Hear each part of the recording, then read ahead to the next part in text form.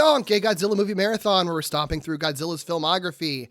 I'm Derek, and I've seen all the Godzilla movies. And I'm Doug, and I've seen 18 Godzilla movies. And we're talking about the 8th film in the Godzilla franchise, and the first film to introduce a cute little baby Godzilla, son of Godzilla, also known as Kaijuto no Keisen Gojira no Musuko in Japan, which translates to the Battle of Monster Island, son of Godzilla. Released in Japan on December 16th, 1967, directed by Jun Fukuda, director of special effects Sadamasa Arikawa, written by Shinichi Sekizawa, produced by Tomoyuki Tanaka, scored by Masaru Sato, the exact same set of people who worked on Abira, Horror of the Deep. So just carrying that same whole crew over to this movie.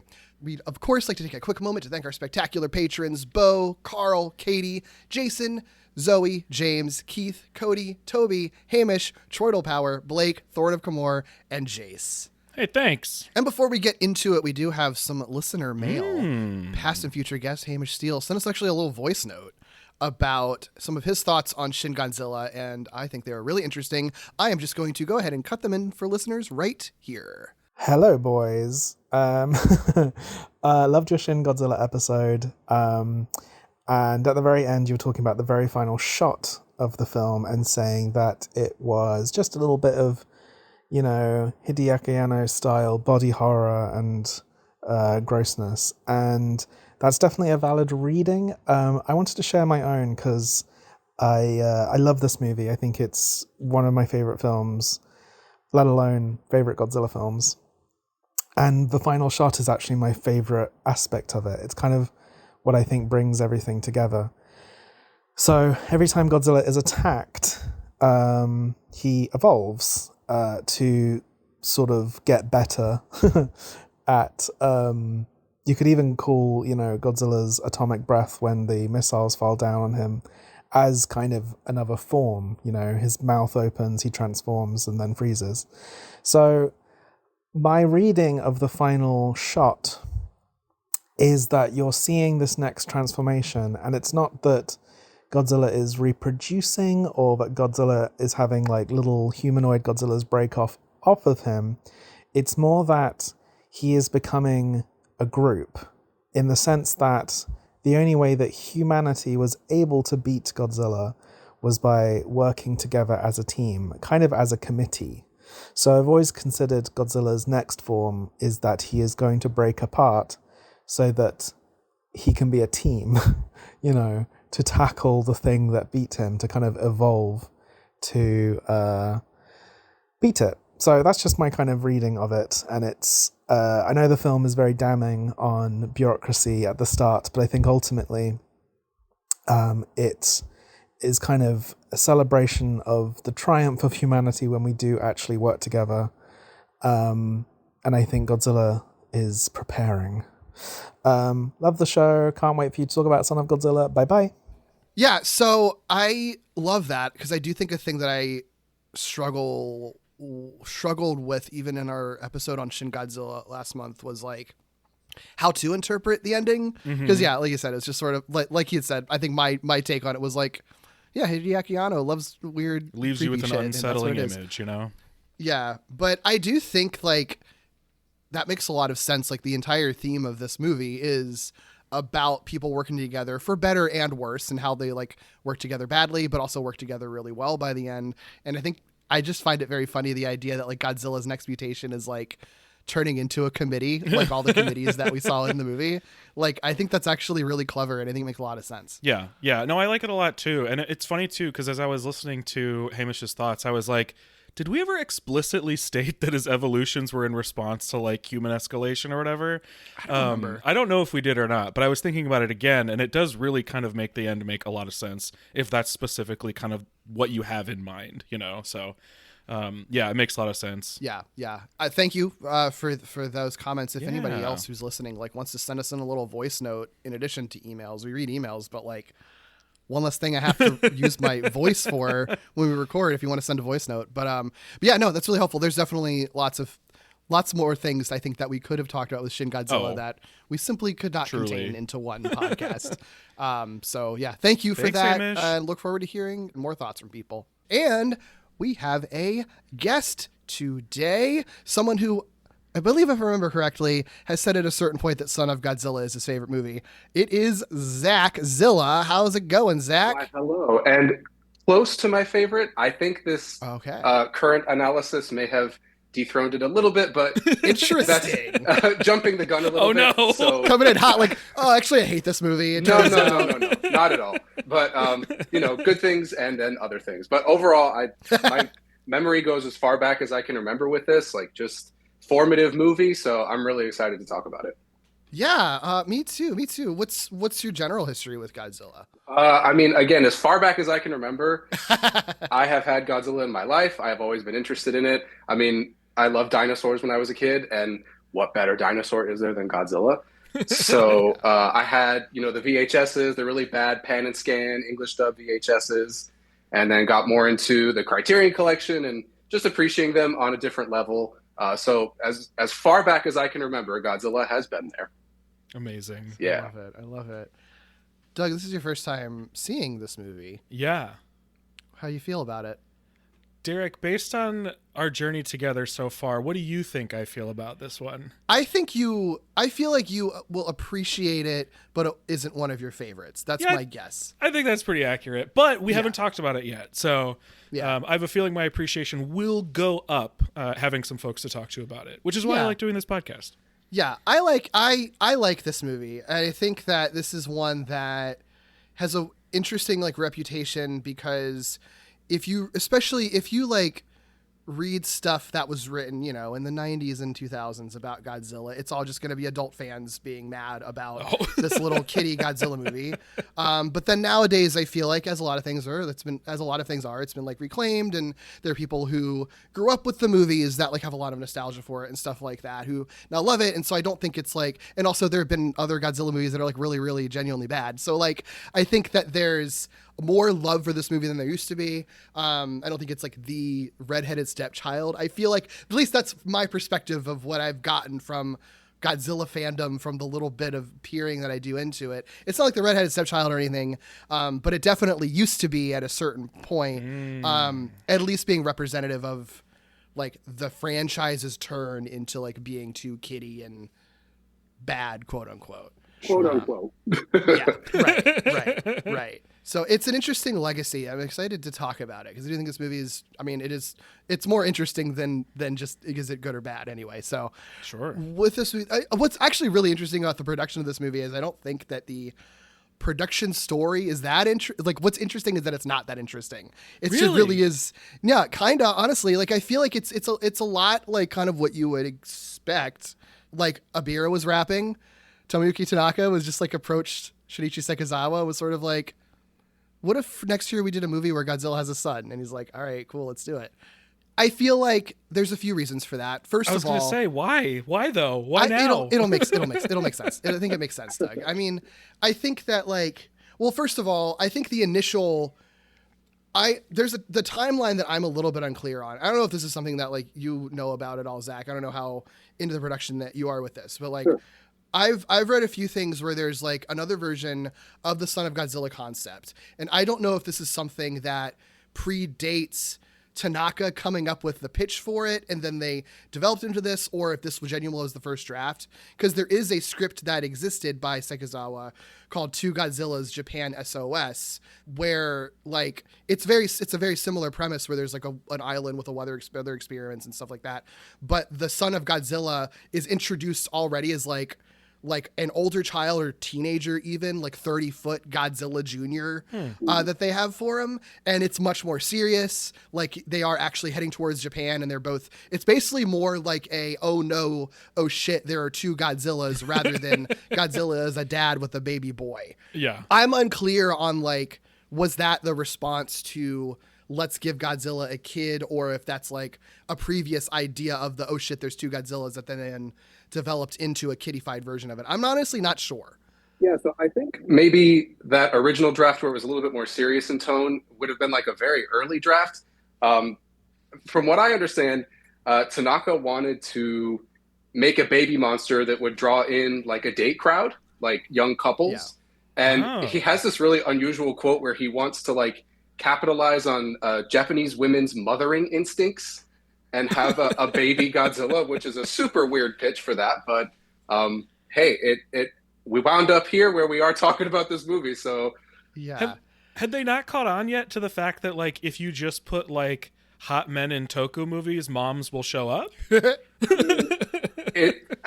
They have some very attractive leading men. That's like the thing that every classic Toho movie needs is a gaggle of very handsome looking men. So and that's what keeps Kamen Rider alive. Is yes, moms, you know, yes. like for sure. Yeah.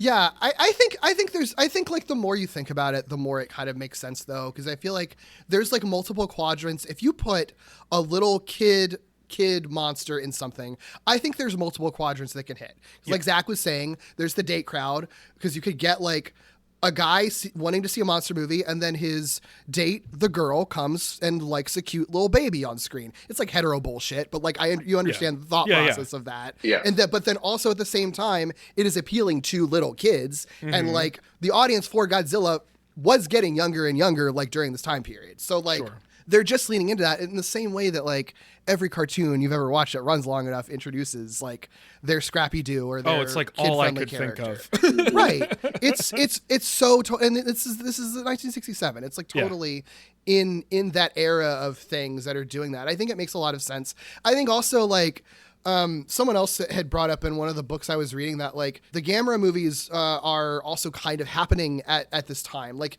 it's not that deep into it, but like this is the same year that Gamera versus Gaios comes out, which is the one that is like explicitly aimed at kids, and like Gamera is like a friend to all children and stuff like that. So like I could see how they see that sort of in the waters too, and Gamera is like a direct competition to Godzilla. So like why not sort of preempt that by going ahead and going even deeper in the Godzilla end of like appealing to children. So, you know, you get kids, you get women. What else do you need, I guess, at this point? 1967 was the year of the kaiju movie. Like there were pretty much every major Japanese studio released their own kaiju movie in 1967. And everyone was trying to get their hand into all that. So we were reaching like critical mass. Ultraman is on TV.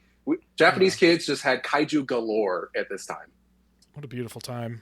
Yeah. And I mean, with Toho, King Kong Escapes also comes out like the same year, like, you know, almost simultaneous with this movie too. So it's like, it's all over the place. That's, I mean, I think one of the reasons that like this movie has the Abira staff on it is because like Honda is directing King Kong Escapes, Tsuburaya is working more directly on King Kong Escapes, Ifukube is doing the score for King Kong Escapes, so that movie kind of gets their like classic A team, and this movie gets the sort of B team that they'd established in the last movie essentially. Fascinating. Yeah, and I think we maybe brought up this quote from Honda from his biography in the Abira episode, but like he has said, you know, in retrospect, where it's like, yeah, there's some projects that I didn't want to make. And he says explicitly, Son of Godzilla is something that I probably would not have been able to do. I was gonna ask if he commented on this, because that was the other thing I couldn't get out of my head was like, what would Ishirō Honda be saying? Yeah, he said the direct quote after that is, as you take a look back at my past works, you can see that I resisted personifying and giving human-like characteristics to the monsters. Those are things I truly had a difficult time making and filming. And this movie like kind of amps up the anthropomorphism like more than it ever has been before. Totally. So yeah, I don't think there's a universe where Honda would have ever made this movie, honestly. Which is funny to me because it seems like it would have been like a good vehicle for him to explore some of his like humanist ideas, like that dad-son relationship. I feel like, especially with the relationships he explores in a couple movies down the line, it feels like it would be ripe material for him. So he just could not handle seeing his creation discipline a child, apparently. So.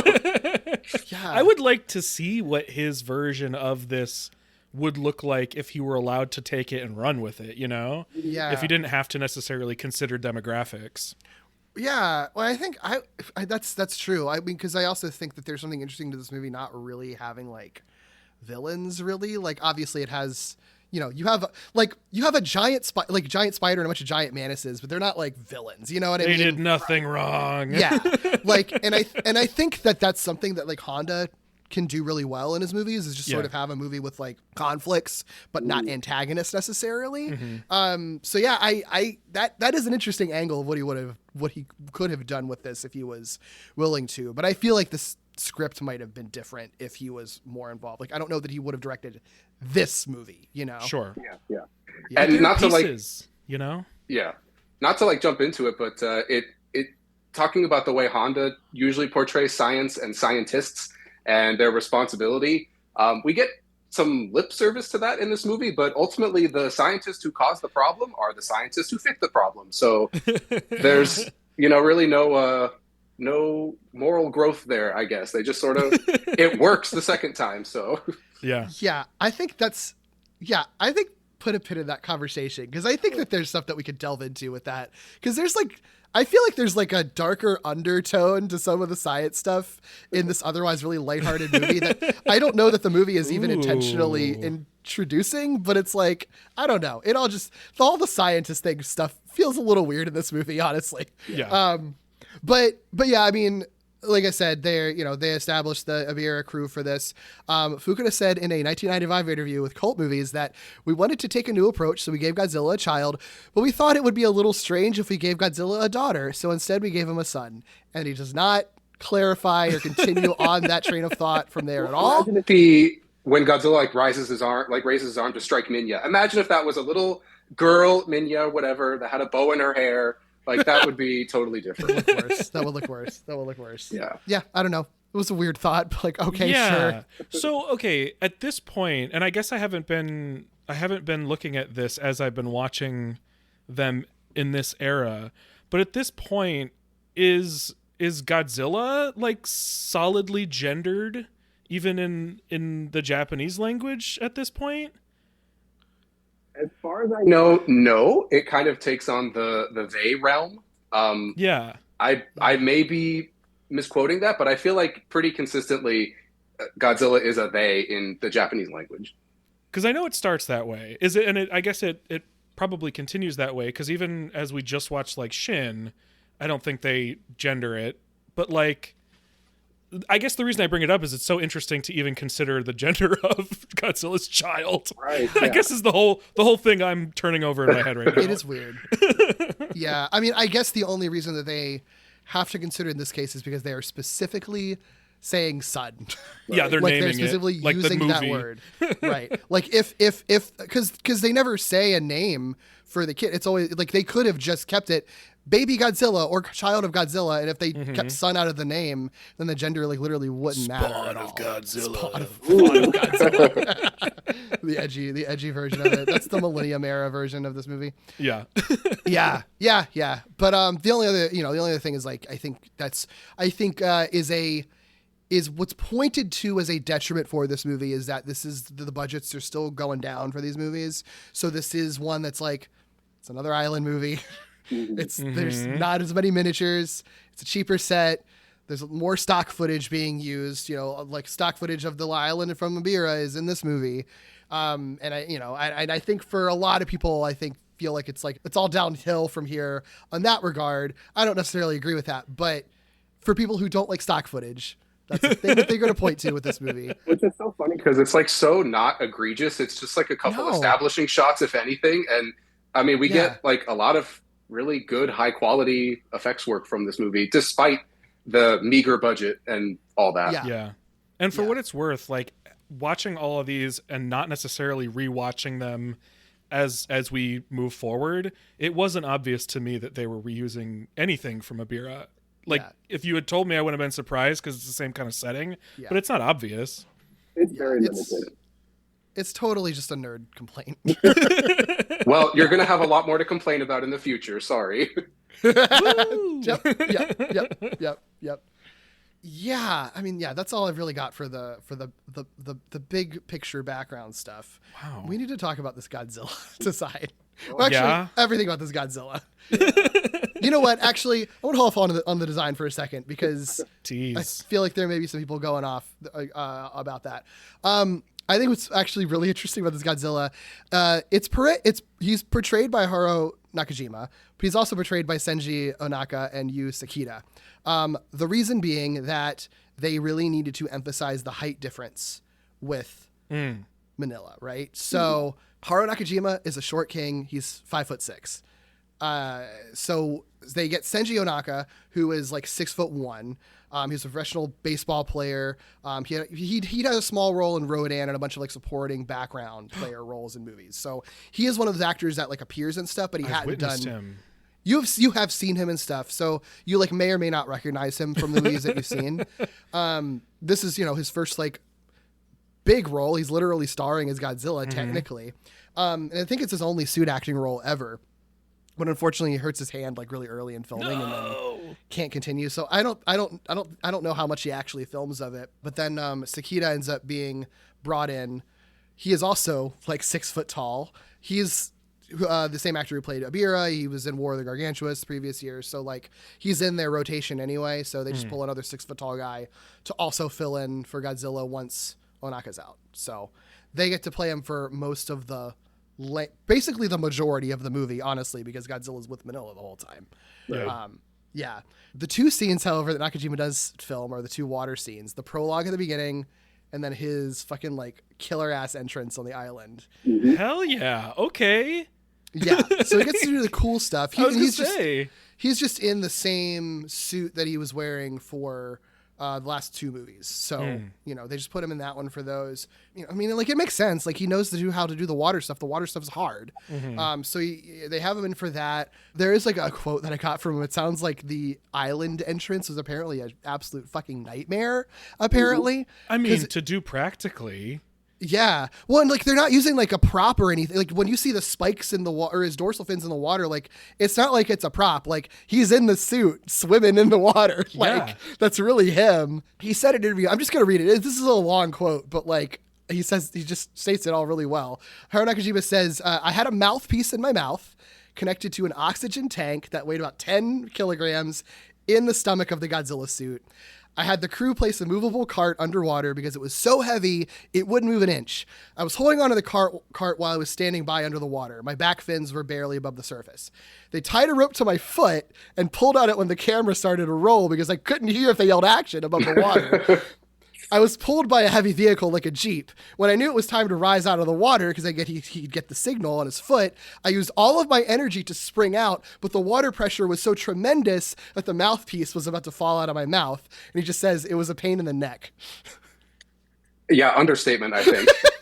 Yeah, that's terrifying. Okay, I'm not like afraid of the water or open water or like generally drowning or anything like that. But as we record this, there's a movie out called Last Breath, which has like made me realize I do have a very specific water fear, which is basically what you described, right? Like being confined to like all these like very specific mechanisms and like tied up underwater, right? Like, and that's what this dude had to do in a freaking costume. The rope around his, I know the rope around his leg was just to like signal, right? But still, but even just being tied, even one of your limbs like that while you're underwater breathing through like a tank is like wild.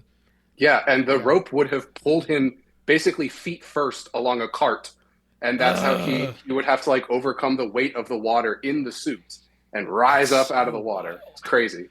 Oh my gosh. Yeah. It's cool though to see that they did that way earlier than I would have expected. You know, I kind of figured this was just an assumption because so much is missing for me, but like I just kind of assumed that type of emergence from the water was a way more modern thing because of more modern special effects, computer aided special effects, or purely computer special effects. So it is really cool to see them do it in 1967.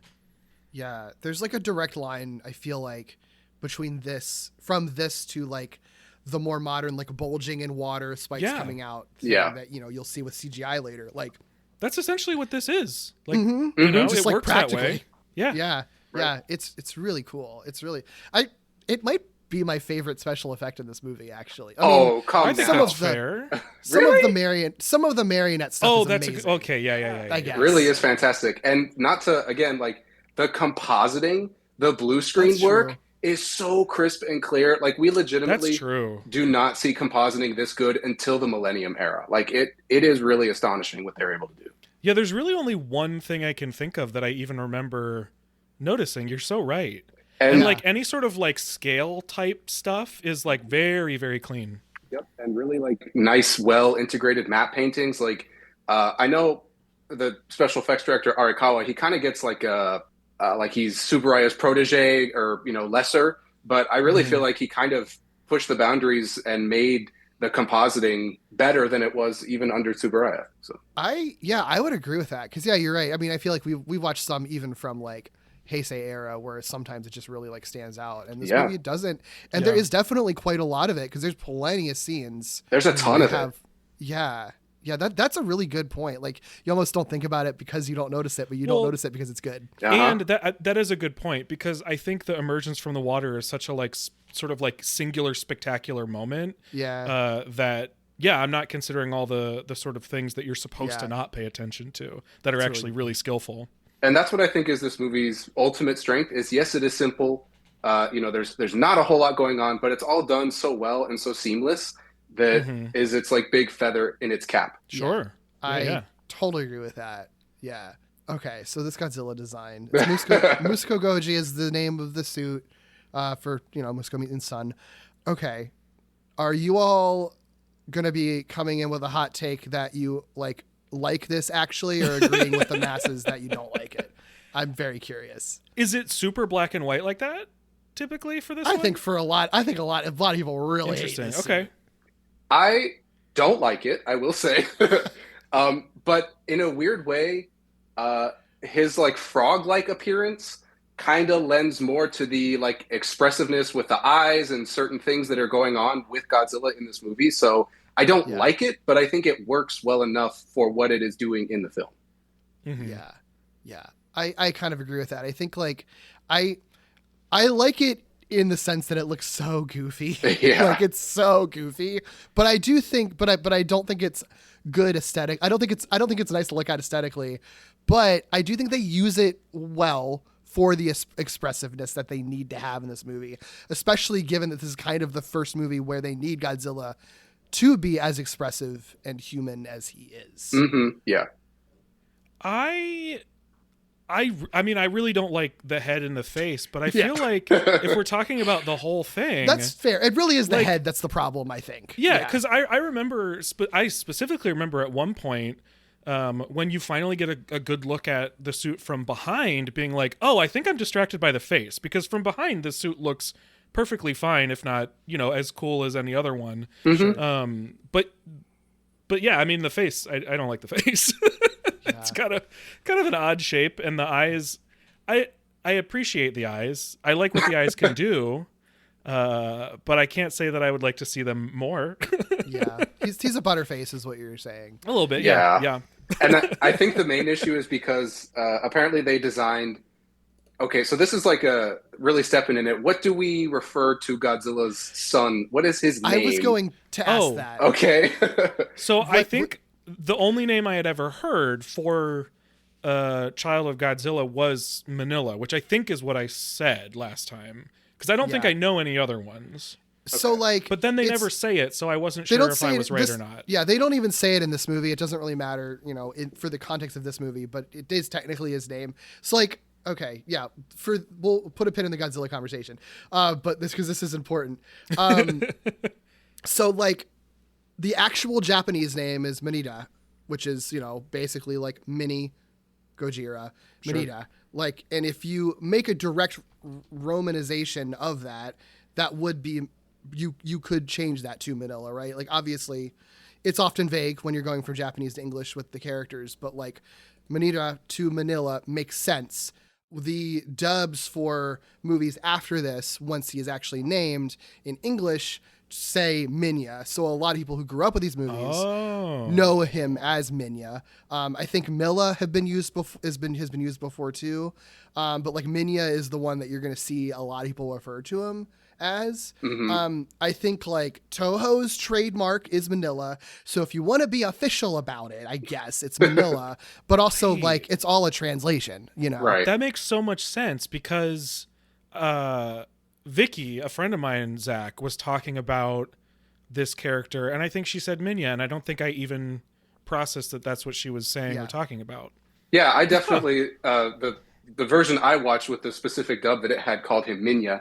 But his name confuses me so much because, again, we're right. It is like Mini-Zilla, but like the way people pronounce it, like if it's Godzilla, then he would be like Mini-La. Like the emphasis on the last part, like not like Manila in the Philippines. It's like Mini-La. Right. Yeah. So, but anyway, I think the issue with the Godzilla design is that they designed Minya first and then designed this new Godzilla to reflect more of the way Minya looked. And that is also a discussion that I'm sure we will have. Yeah. No, that's exactly that. Like, I think that kind of, once you know that it does kind of make sense. It's like, it is like meant to look more like an adult Manila Minya than it is like a Godzilla. And like, I think there's that. I think the other weird thing about it is that because they were trying to make sure he was as heightened as possible, he's like got a much thicker, longer neck. Yeah. And I think that makes the head stand out as looking weirder with the long neck. And depending on the angle, it like if you really stop and look at a lot of the Godzilla suits, you can easily sort of like redline where someone's head is and sort of figure all that out. But this one, you don't even really have to stop. There are just certain scenes where you're sort of like, that's a man with something on top of his head, you know? So yeah, basically shoulders up, it looks weird, but yeah, I mean, I'm looking at the rest of it. Like its spines are cool. It's kind of chunky. Like it's got, he's got stuff going for him. Yeah. I mean, he is, I think to this point, at this point, he was the biggest suit in terms of like height and really? girth. Oh, well, because of they needed the scaling thing. That makes a lot of sense. Right. Because they've been going down, right? To be like less unwieldy. I don't know how much this weighed is the thing. I couldn't find the weight for this one. But the literal like actual mass of it, like the space that it's taking, is the biggest one. Like I like Nakajima literally wouldn't be able to fit in this suit if he tried to wear it. That makes sense. Yeah. It's interesting. I think he's goofy. He's just a goofy guy. That's really. Okay, now for his son, for this purpose of this conversation, so we're all saying a different thing. Do we want to just stick with Minya or stick with Manila? I literally don't care, personally. Zach? I mean, I'm in the heat of the moment. We'll probably get caught up in saying Minya just because that's my default. Let's just do it. Yeah, cool. Whatever we are comfortable with, I think is fine. We all know what we're talking about. Minya's fine. It's all new to me. He's not even named that in the movie, so just really, whatever. It's fine. Let's go with Minya. I'm fine with that. So if anybody listening is mad about it, blame me. Too bad. Turn off the podcast, I guess. The other funny thing about his naming, so like he wasn't named until kind of late into the process anyway. Like the scripts just call him Childzilla, like Child Godzilla, Godzilla Jr., sort of the names they throw around in development. His name was decided upon in a naming campaign created by Toho that had like over 8,000 applicants. 135 of those applicants suggested Merida to, be his final name. I love that. Yeah. You'll also love this. I'm going to send you a link to an image. I love when this happens. This is an image of Minya at his naming celebration. I'm won over. Yeah, he's such a good boy. What a good silhouette with the shoulders. Yeah, the suit was worn by Masao Fukuzawa, aka Little Man Machan, who was a professional wrestler at the time. Oh, hell yeah. He'd acted in a few other films, but I think these are like his biggest roles that he'd done.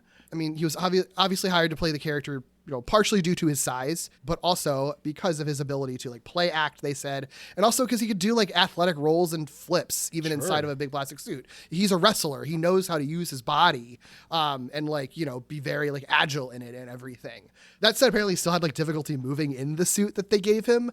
But the upside to that is that like the wobbly toddler-like way that he walks, like his wobbly gait, was not originally intentional. That's literally how hard it was for him to walk in this suit. Wow. But they liked it because it's like he just looks like a fucking toddler in it. Yeah. So there we go. Like he truly wouldn't be able to pick himself back up if he fell over, which happens in the movie, and then they just like keep it in because it works. Yeah. That's really funny. Yeah. The goofiness is authentic. What do you think about the look of this little guy? This beautiful, ugly baby. I mean, divisive is for sure a word. I feel like your mileage with this movie depends on how much you can stomach Minya, his appearance, his actions. He is definitely an ugly duckling. I will absolutely say that. Uh-huh. But again, it kind of works for what we are going for with this in a very odd way. Yeah, it's definitely it's definitely an ugly design. These boys have ugly faces. Like they just, they're not quite blessed, but that's okay.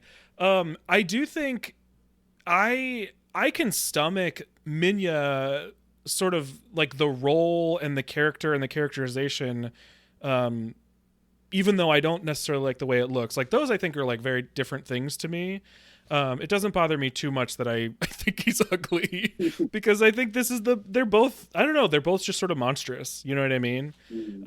So I don't love the design, but it makes a lot of sense. I mean, it's like basically a newborn.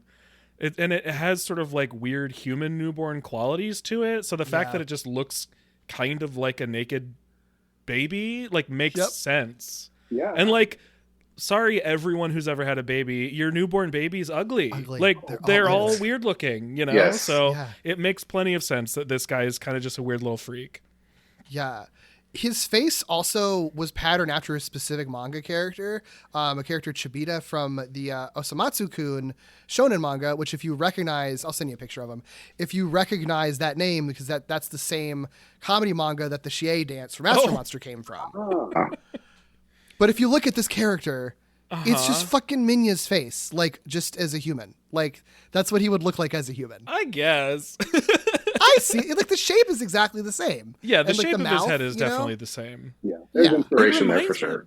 Yeah, it reminds me of something. The mouth, Minya's mouth reminds me of something, and I cannot think of what it is. But it is some sort of cartoon character, so I was really hoping you were sending me whatever I can't think of. If it hits me, I will let you know. Maybe, But the fact that its teeth are like kind of just also its mouth is giving me something. It also kind of, I mean, it's sort of giving Baby from Dinosaurs vibes a little bit. Oh yeah. It's like the mix. It's like a mix of like the Baby from Dinosaurs with like a little bit of ET DNA. I feel like. Yeah. Especially like the little, like the actual hatchling, because like the actual newborn that immediately hatches out of the suit is just like a 2-foot. Oh little, my gosh, puppet model.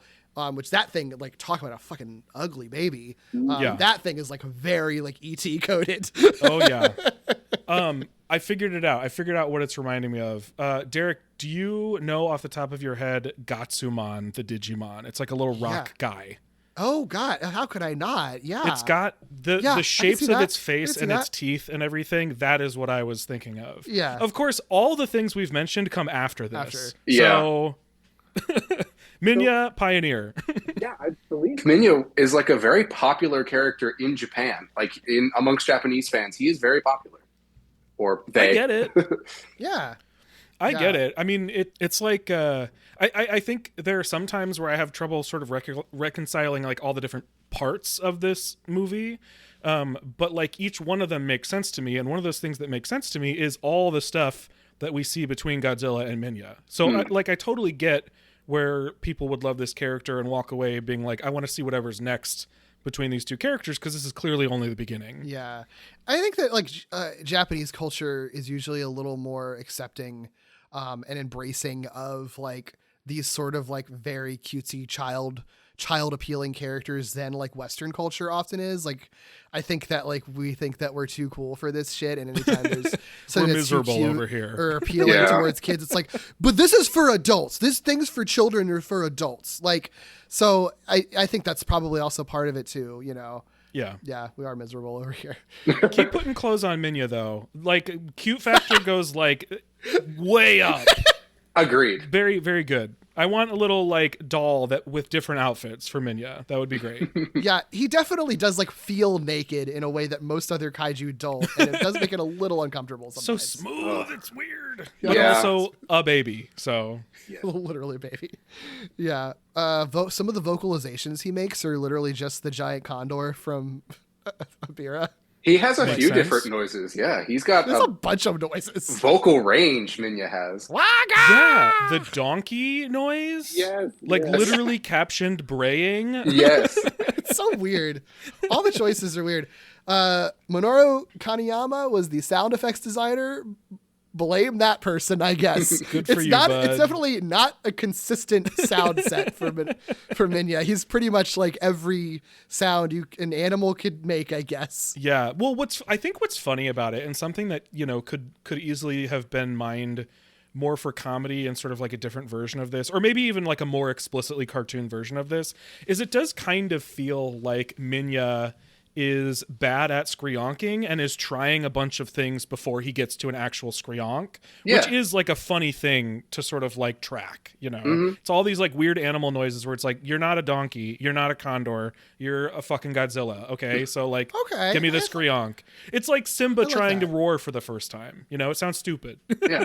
Like And there's interpretation. that scene where Godzilla and Minya are at like the boiling red lake, and Godzilla's trying to teach him how to like roar officially. Yeah. So I think there's probably something to that. Yeah. That brings up the burning question, you know, what is Minya to Godzilla? Because sure, the movie is called Son of Godzilla, and the characters like seem to think it is his son, Dude. but there is no like explicit anything that this is a Godzilla that will grow up into the Godzilla that we know and love. Derek, you and Chelsea laughed at everything I predicted, and I thought it was because I was way off, when in fact it was because not one thing I said was correct. Basically everything I said was correct, except for the barfing up Manila.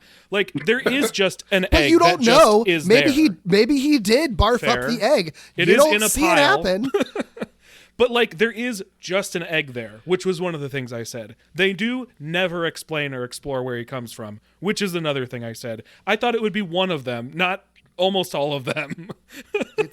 I think it's so funny. I love that it's just an egg just appears, and people are sort of like, that's a baby Godzilla. And it's like, is it? Does he really look like Godzilla? I'll take your word for it, I guess. Like, yeah.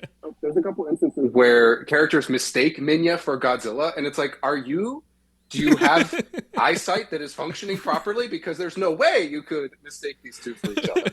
Yeah. It's Godzilla, but like hydrated and living its best life, you know? Yeah. Sure. Yeah. No, it is. Exfoliated. It is very funny. It's a funny choice. I mean, because like, what else could they have done? Like, they could. How would they have explained this? You know. But I like to interpret it as that it's just another egg that just already happened. That has just been in stasis, that was born, and Godzilla adopts it. Or adopts him, and I think that makes it even sweeter that Godzilla adopts this child that he didn't, that wasn't even his. Still a child, you know. Yeah. And this is a world where like eggs just appear, you know. Like we've seen it plenty, so why not? Yeah. It gets to like the nature of the island, the Salgel Island, where this takes place, because from certain plot points, like we know that the mantises, which start off kind of human sized but then get bigger, we know that they are there originally, and the note about Kumanga and Kumanga's Valley is in Dr. Matsumiya's notes.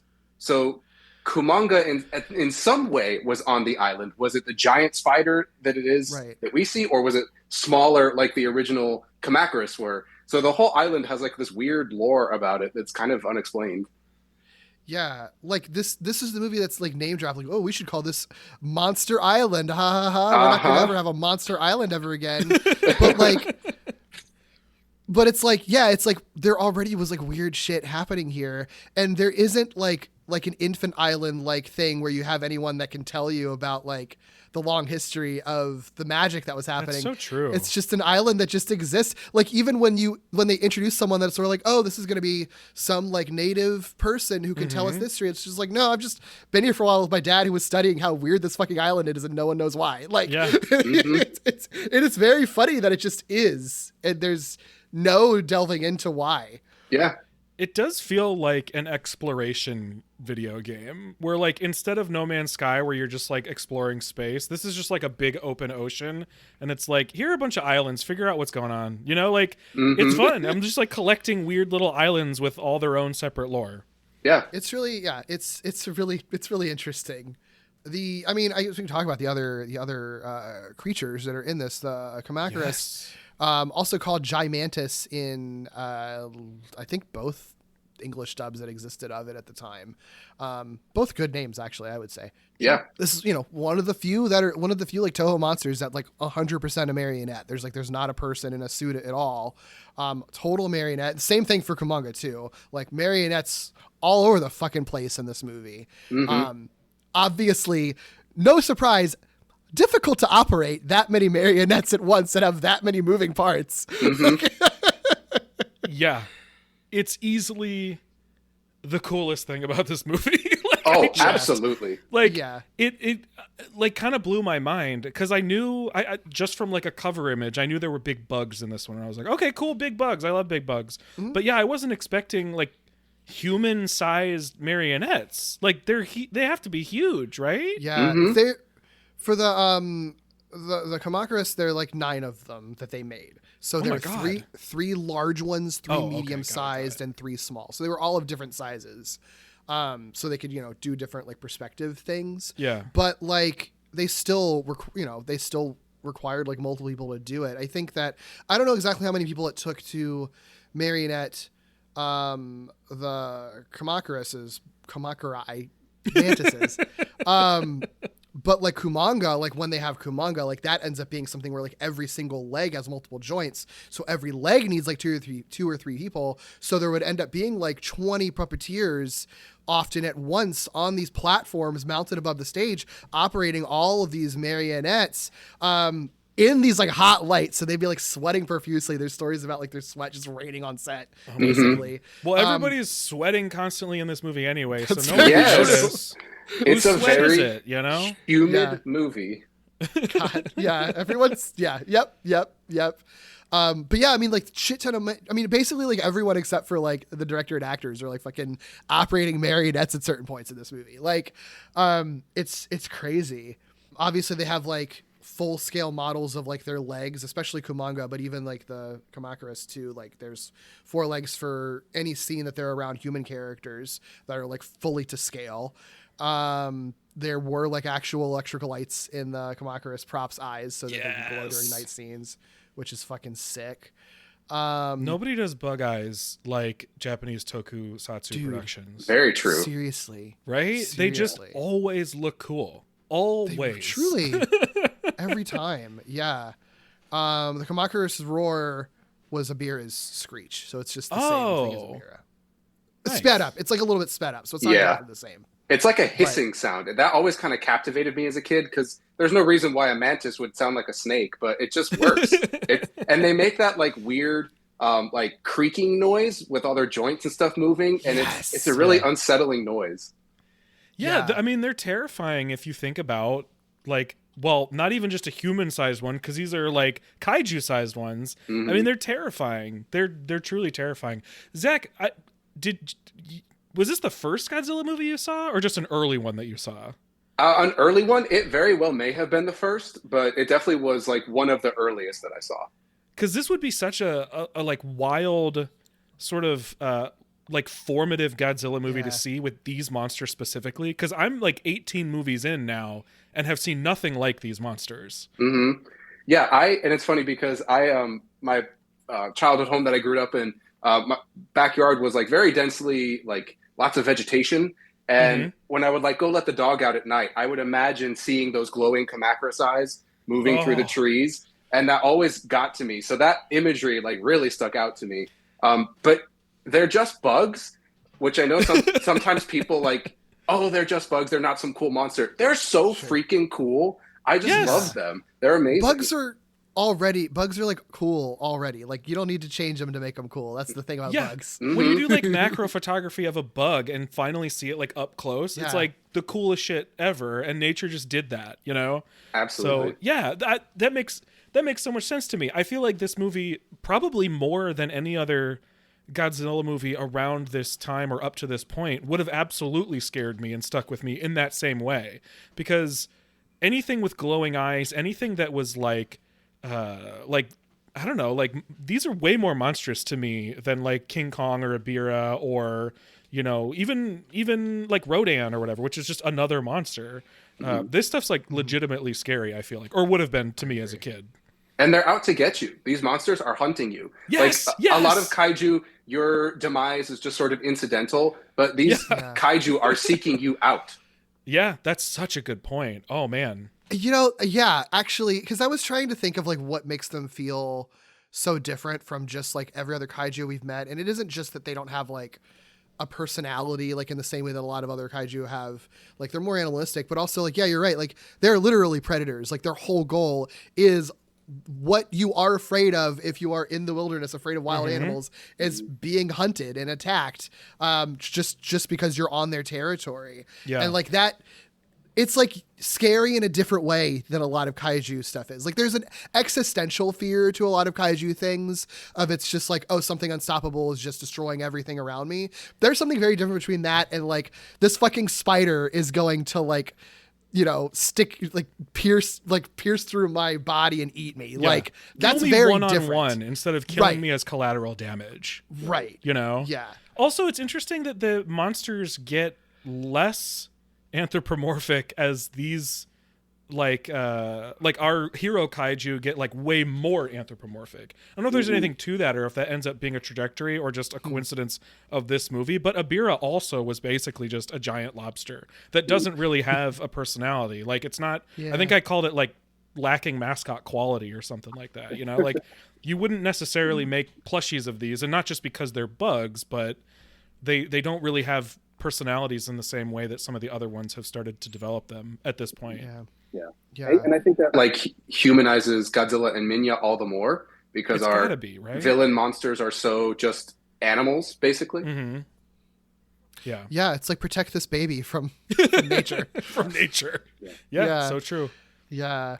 We already talked about a little bit, but Kumanga, like, it's another marionette that's like incredibly complicated. It's like a 16-foot long prop. Like, it's bananas how big this thing is. Like, yeah, there isn't a person inside of a suit, but it's like the size of like 3 people. Like, they basically could be. Like, not that there would be any point, but you could put a person in there.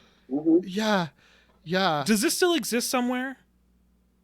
Oh, I don't know. Because I mean, all this stuff, so much stuff is degraded, but like, I feel like a lot of these were made from like, wood and metal. Yeah, it's not a rubber suit. Right. Like I know the Kamakura stuff was like wood, I think was what they were made out of.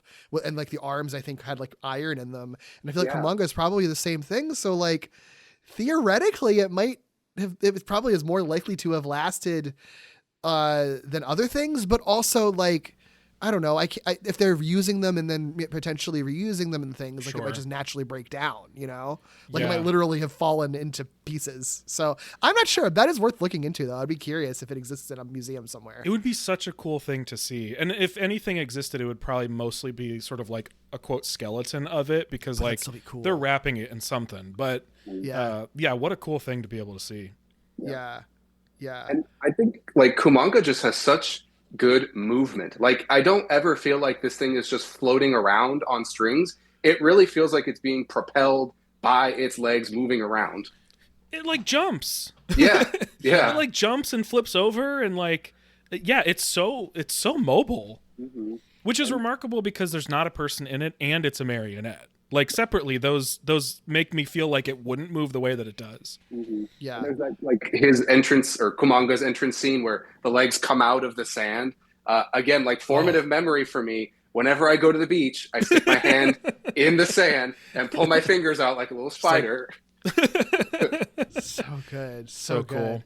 Yeah. No, these really are just the coolest things to come out of this movie. Yeah. Yeah. Also, in case you're curious, his webbing is like basically just the same as like Mothra larva's silk that it would shoot, just like the liquid rubber essentially. Yeah, that's what I figured. And then there's like some version of it that they're burning that is like probably just like plastic string or something. And I was like, stop burning that. Stop doing that. It looks like streamers. Like it looks like someone just popped off. And I like the effect. I just wish there was like way more of it. Like if they just got like hammered with all these streamers in their face. Yeah. Yep. It is very funny. Like when you're watching, they're like, oh no, we're trapped. And I'm like, you could just kind of go under it. Like it's not that bad. It doesn't look like it's sticky at all. No. Like No. it's just like, Just paper. But they make sure to grab it and twist it a whole bunch so it looks like they're stuck. yeah, it's like the Star Trek thing where it's sort of like they are just pretending that everything is shaking a lot. Like, Yeah. it's My just like- favorite kind of effects, though. right. Yeah. It's so good. It's so good. There seems to be like a fascination with monster mouths in this. We get a lot of close-up of like yes, I'm so glad you brought that up. like Kamakras's mouth parts moving around, or Kumanga's like very suggestive looking mouth with a little yeah, with a little hypodermic needle. And even like Minya, there's this like mouth fixation with Minya. It's very interesting. Yeah. Minya's mouth never closes. He just walks around completely mouth breather. I love it. Hasn't learned But how yeah. yet.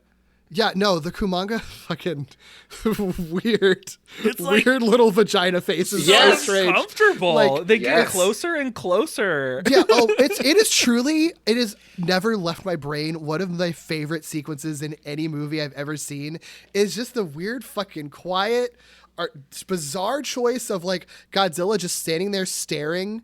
And then it's just like his face, and then Kumanga, his face, closer on his face, closer on Kumanga, hit closer on his face, closer on Kumanga. Again, the fucking like hairy like vagina that you're looking at, and then the fucking needle just shoots out at Godzilla. It's so bizarre. It's bizarrely shot. It's bizarrely edited. I don't know how it's supposed to make me feel, but it makes me feel uncomfortable. Like that's all I know. I don't understand what I'm even supposed to take from it, but I love it. It's so bizarre. Playing off that thing where you think a bug is dead and it's not really dead. Because Kumanga does that a few times where it acts like it's done for, and I love that. so like Godzilla's leaning in to see if it's really dead, and then gets stabbed in the eye. He leaned way too close into the dead bug. You don't ever lean that close, but That's a good point. Didn't register to me the first time I watched it that he was supposed to be like leaning closer in. I thought they were just doing like a dramatic That's what I thought like too. zoom Yeah. in. But it That's what makes it looks sense like. when like, actually gets hit by it.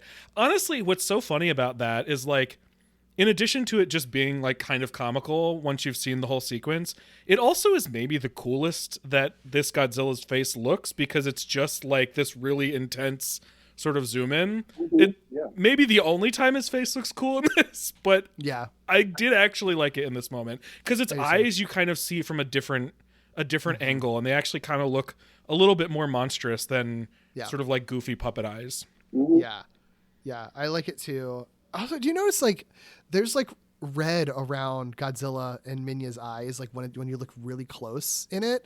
Like, I don't know what the choice was, but like this Godzilla looks like so like it makes it look like he is tired, like he has bags under his eyes and his eyes are like bloodshot or something. Like He's Dad. a new father. Yeah. dad. He's a tired dad.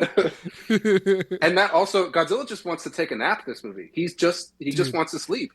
He's That's so two in a row. Yeah. Yeah. And also based on, what I know of new parents, also very true to life. Simply just want to do nothing but sleep. Yeah. Please let me sleep. Find a nap wherever you can. Yeah. Yeah. Characters in this movie, almost all of these actors are people we have seen many times before at this point. It's hilarious. Everyone. Everyone. As far as I'm concerned, there's like 5.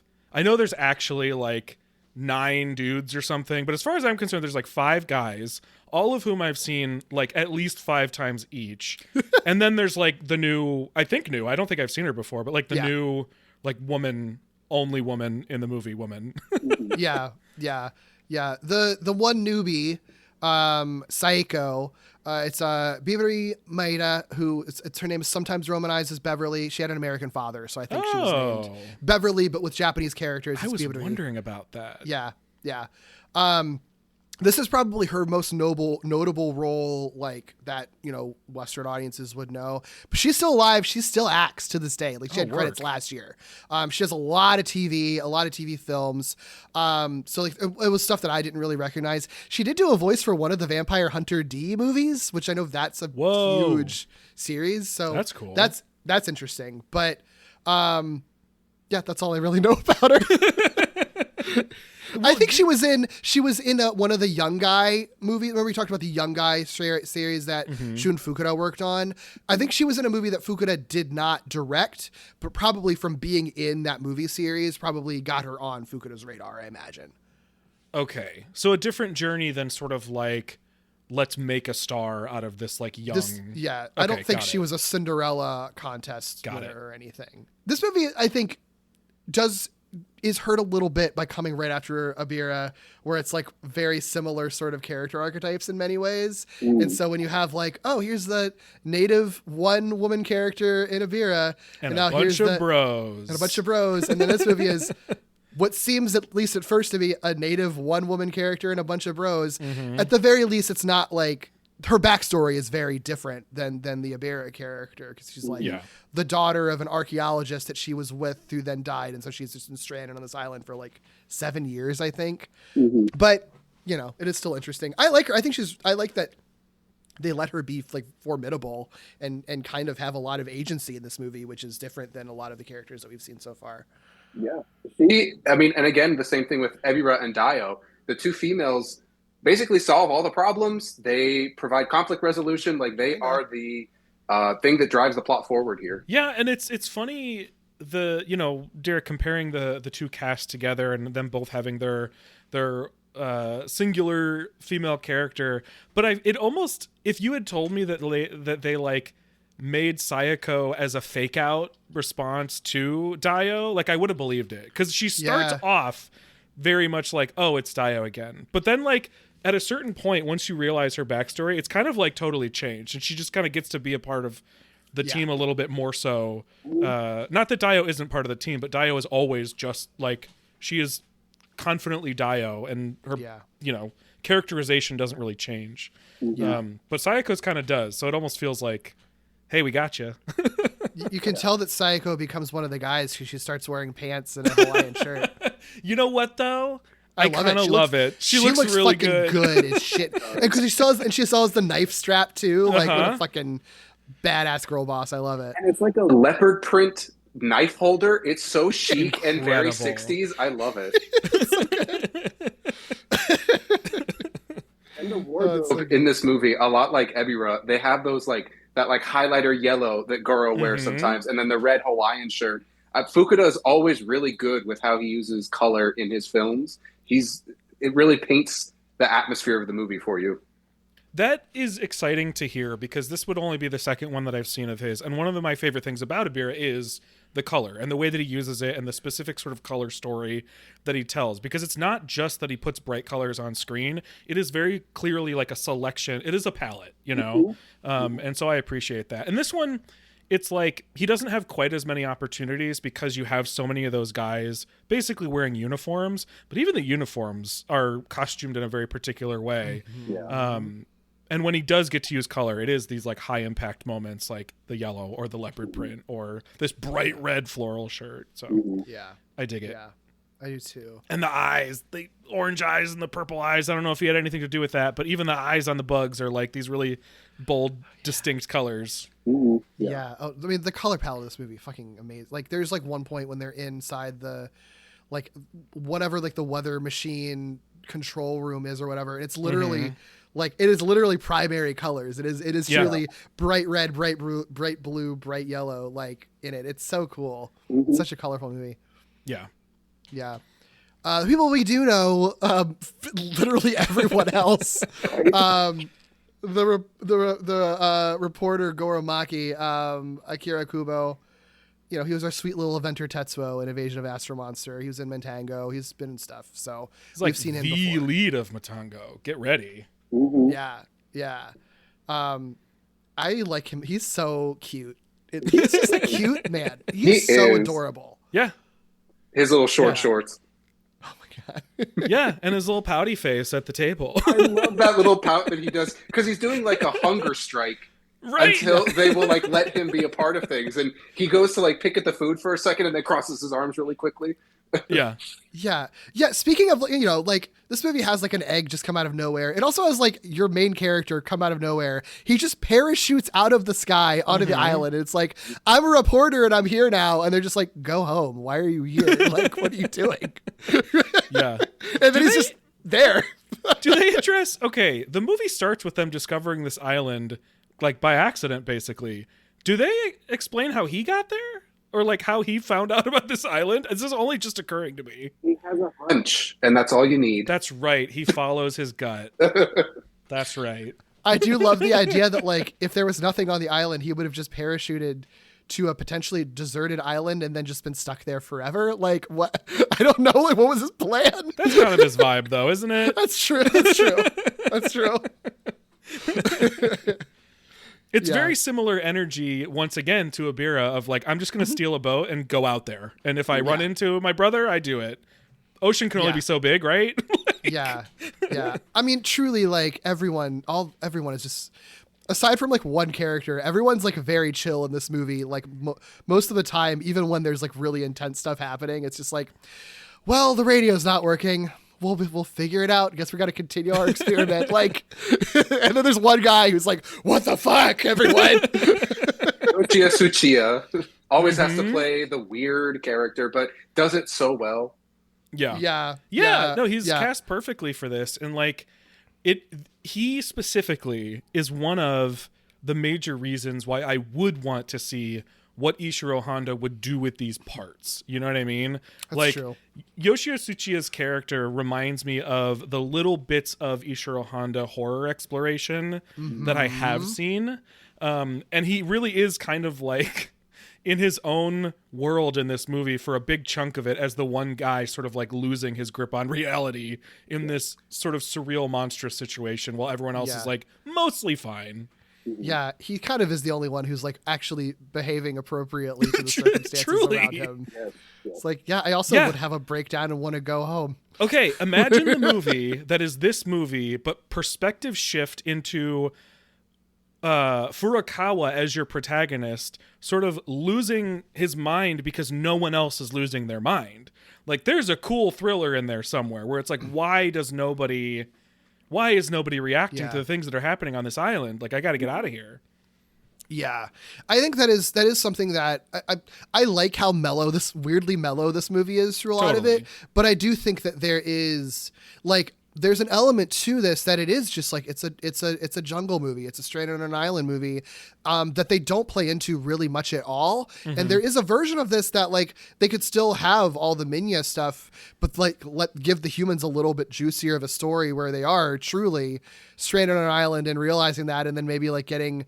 And then you could maybe delve into a little bit of sort of like, why are we doing a secret weather experiment on this island? This is really fucked up and we're sacrificing our lives for this. And like, I don't know, not that I'm like asking for a darker movie. I don't think that ever would have happened at this point in the series at that point. But like, I could see a version of this movie maybe if it had happened like 5 to 10 years earlier, that could have been, a little bit darker and more interesting with the same sort of similar setup. Actually delving into the science stuff that they're doing here, and the island, the lost and stranded on an island of it all, Totally. Furukawa feels like a remnant of older movies that like can't sort of flower because of the era of movie that this character ends up in. Yeah. And he also like just kind of gets over it. Like they all get over it. They all almost die and all get over it. Right after they get the fever, that's when Psycho gives them the red juice that she serves in that shell, which looks so yummy. It's like Kool-Aid. It looks so good. It's really cool. And then everyone's better, and we get to complete the experiment and do it the right way this time. Yeah. Yeah. I don't know. Some of the other characters, I don't know how much we have to really say about a lot of them. Professor Kasumi, it's Tadao Takashima, one of the guys in King Kong vs. Godzilla, Doctor in Frankenstein vs. Baragon, another guy we recognize from stuff. I like an old pipe smoking professor. This is a character that really stuck out to me though, is like, I feel like there has to be something more sinister going on here, but it's not really played up in the movie at all. Truly, I really feel like not that Godzilla needs to be in the business of like remaking its own movies, but I feel like if ever there was one that I've seen so far, this is the one that you could fully remake a modern version of, and it would just feel so much more sinister than this one ever lets it be, because what is he doing out there? Why is he so determined? And honestly, Fujisaki, who is Akihiko Harada yet again, those two together, one, they're dating, but two, like they are, am I wrong? Oh, they never leave each other's side. Yeah. Really? Yeah. But also like support gay wrongs, because whatever they're doing is not good. And they're determined to do it. Yeah, and Fujisaki even breaks the radio so they can't call for help. And then later they're like, oh, actually the radio is actually broken this time. Like we're not just faking it. It really is broken. So and again, like in a different movie, like maybe a Western sci-fi movie of this, the scientists would like realize the error of their ways in trying to control nature.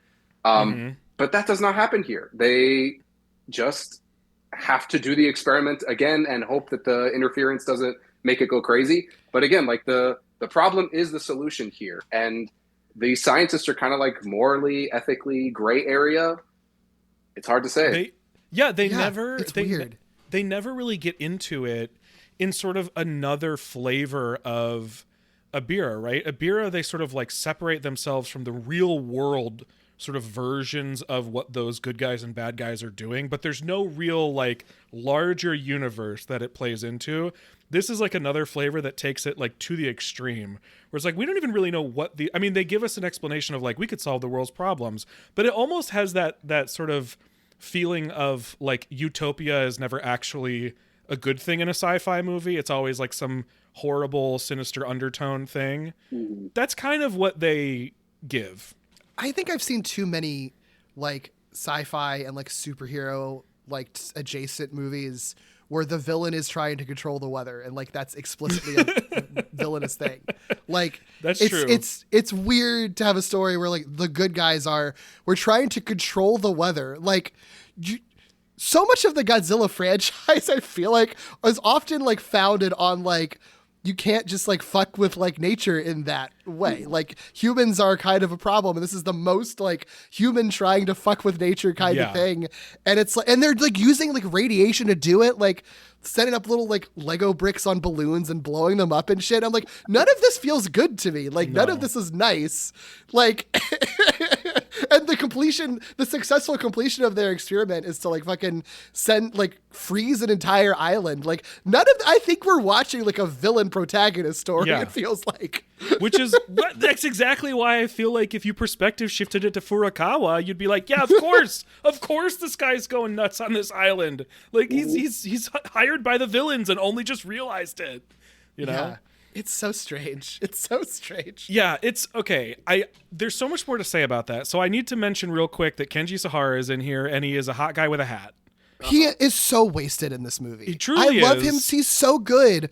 Why is he just like a nobody who gets nothing? He's literally just a background because player at this point he's in everything. He's just he's just hanging out, and there's a role for him, whether it's a lead role or not. You know, he's just there. He is by far the person I think on my like spreadsheet of actors who appears the most. And half the time I didn't even realize he was there. You know, but.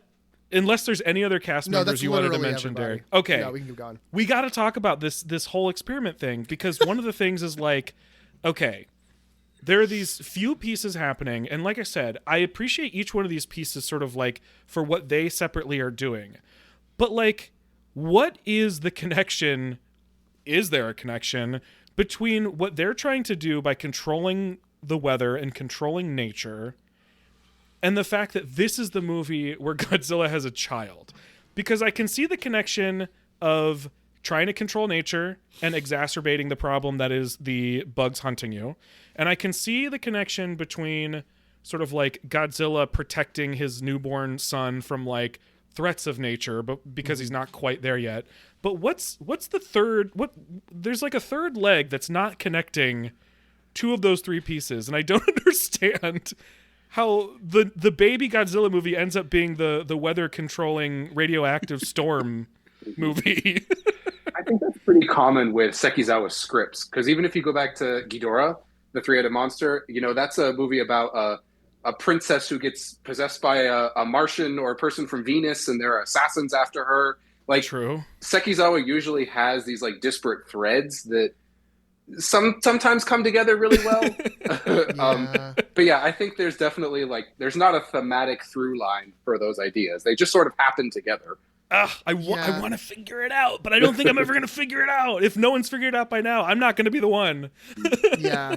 I think that's a good point, though. Like, I think it really is just because you're right, Zach. Like, it's not uncommon for like one story to really have fuck all to do with the other story. It's just some of these scripts I think are a little better at melding them even loosely, or sometimes like the disparate parts are both so interesting individually that like they work thematically together. This movie is, I feel like this is the first one that we've watched that really feels like the Godzilla kaiju story does feel so wildly different and like delineated from the human story, outside of the fact that they just happen to be on the same island, you know? I think it's interesting though, because more than many other movies, the plot development and how our characters react to things are driven like by Godzilla trashing the base and then the monsters stomping on the cave where they're trying to work. Like the kaiju drive the plot forward in a really compelling way here that I think the connective tissue is the kaiju. Sure. Yeah. They are the piece that brings everything together, and they really push the story along in pretty consequential ways compared to other films, I will say. That's true. It's not just sort of like a force of nature that they witness and are collateral damage to. Like they're all occupying the same very little amount of space. Mm-hmm. You know what I think might be the reason that it's just pinging in our brains is weird. Is there a reason that the experiment had to be on this island, or did the island just happen to be an island that also has all these kaiju on it? Because I think that if there was if they were on the island studying an experiment that there needed to be kaiju around for, like, I think that would suddenly make a little more sense. But isn't it just a coincidence that they're there where there are kaiju? Yeah, because this island was like barely charted, right? Like they didn't even expect to come across it, and they specifically like scouted the island for human inhabitants and were like, great, it's perfect. No one lives here. We can like fuck this place up as much as we want. So I think it doesn't have to be this island specifically, but I think it needed to be an island that didn't have human inhabitants and that was like kind of away from everything. I think is the idea. And I think there being monsters there is sort of like a natural place to go narratively for that, especially if you're trying to mess with nature. I think what's interesting is like you pointed out, Zach, that like the scientists don't learn and change anything. They just do the same thing again. Mm-hmm. And I feel like that's where you could have drawn like a really strong connection between all the parts, where they're witnessing Godzilla's baby and in some ways are even sympathizing, right? Mm-hmm. Where like, especially Sayako is sort of like, I have a connection with this new young kaiju. And if the kaiju are battling with the monsters that are hunting people, you can see where the scientists would sort of be like, okay, maybe what we're doing isn't necessarily great, but maybe it could help. And maybe we could stop these monsters over here. It doesn't have to be that. Like, that's a different story. Yeah. But there is sort of this like gap where the scientists don't do anything different at the end than they are at the beginning, which I think is going to keep ringing in my head as something that needs tweaked. Yeah. All that said, though, like, you know, I agree with all that talking about it. And I do think that there's a lot of weirdness around like thinking about it. But like when I'm watching it, I'm just still like very kind of charmed by it, and just sort of like, it's only after the fact that I'm thinking about this. It's like the actual process of watching the movie. It's just like I appreciate how just like mellow it is, and like it's not like no stakes, but like the stakes aren't that high compared to a lot of other movies that we've seen. Yeah. And like it's just like chill, like it's really chill, and I kind of really like that approach to a movie like this. Like it feels like just hanging out on an island with some monsters, you know? Yeah. So I like that a lot. It really is just like after the fact that it's just sort of like weird script, but I guess that's like a testament to like they weren't trying to make a extremely deep, complexly plotted movie. The intention was to be pretty simple, you know? Yeah. And Kasumi does say at one point that they sought out this island because it's in the middle of nowhere, and they recognize that what they're working on could be used as a weapon. It could be dangerous. That's right. They mentioned like nuclear winter. And I thought that, like, whoa, what a weird line to drop in this ostensibly like kid-friendly movie. But there is what's happening in the rest of the world. We don't ever see it. But there's thought given to that idea. It's just not expanded upon. Yeah. And it's not interested in that, which is why we can come up with all these sort of like wild, more sinister versions of it, is because like they clearly weren't trying to do that. And if they did address some of those, we wouldn't necessarily have all the room to come up with the fun, sinister sort of alternate versions of this. Zach, I'm so curious because at the top of this episode, you mentioned that this might have at one point been your favorite, but after sort of watching it in this context and critically, it might have bumped down a little bit. So what made it one of, if not your favorite before, and what sort of like changed, or what did you see this time around?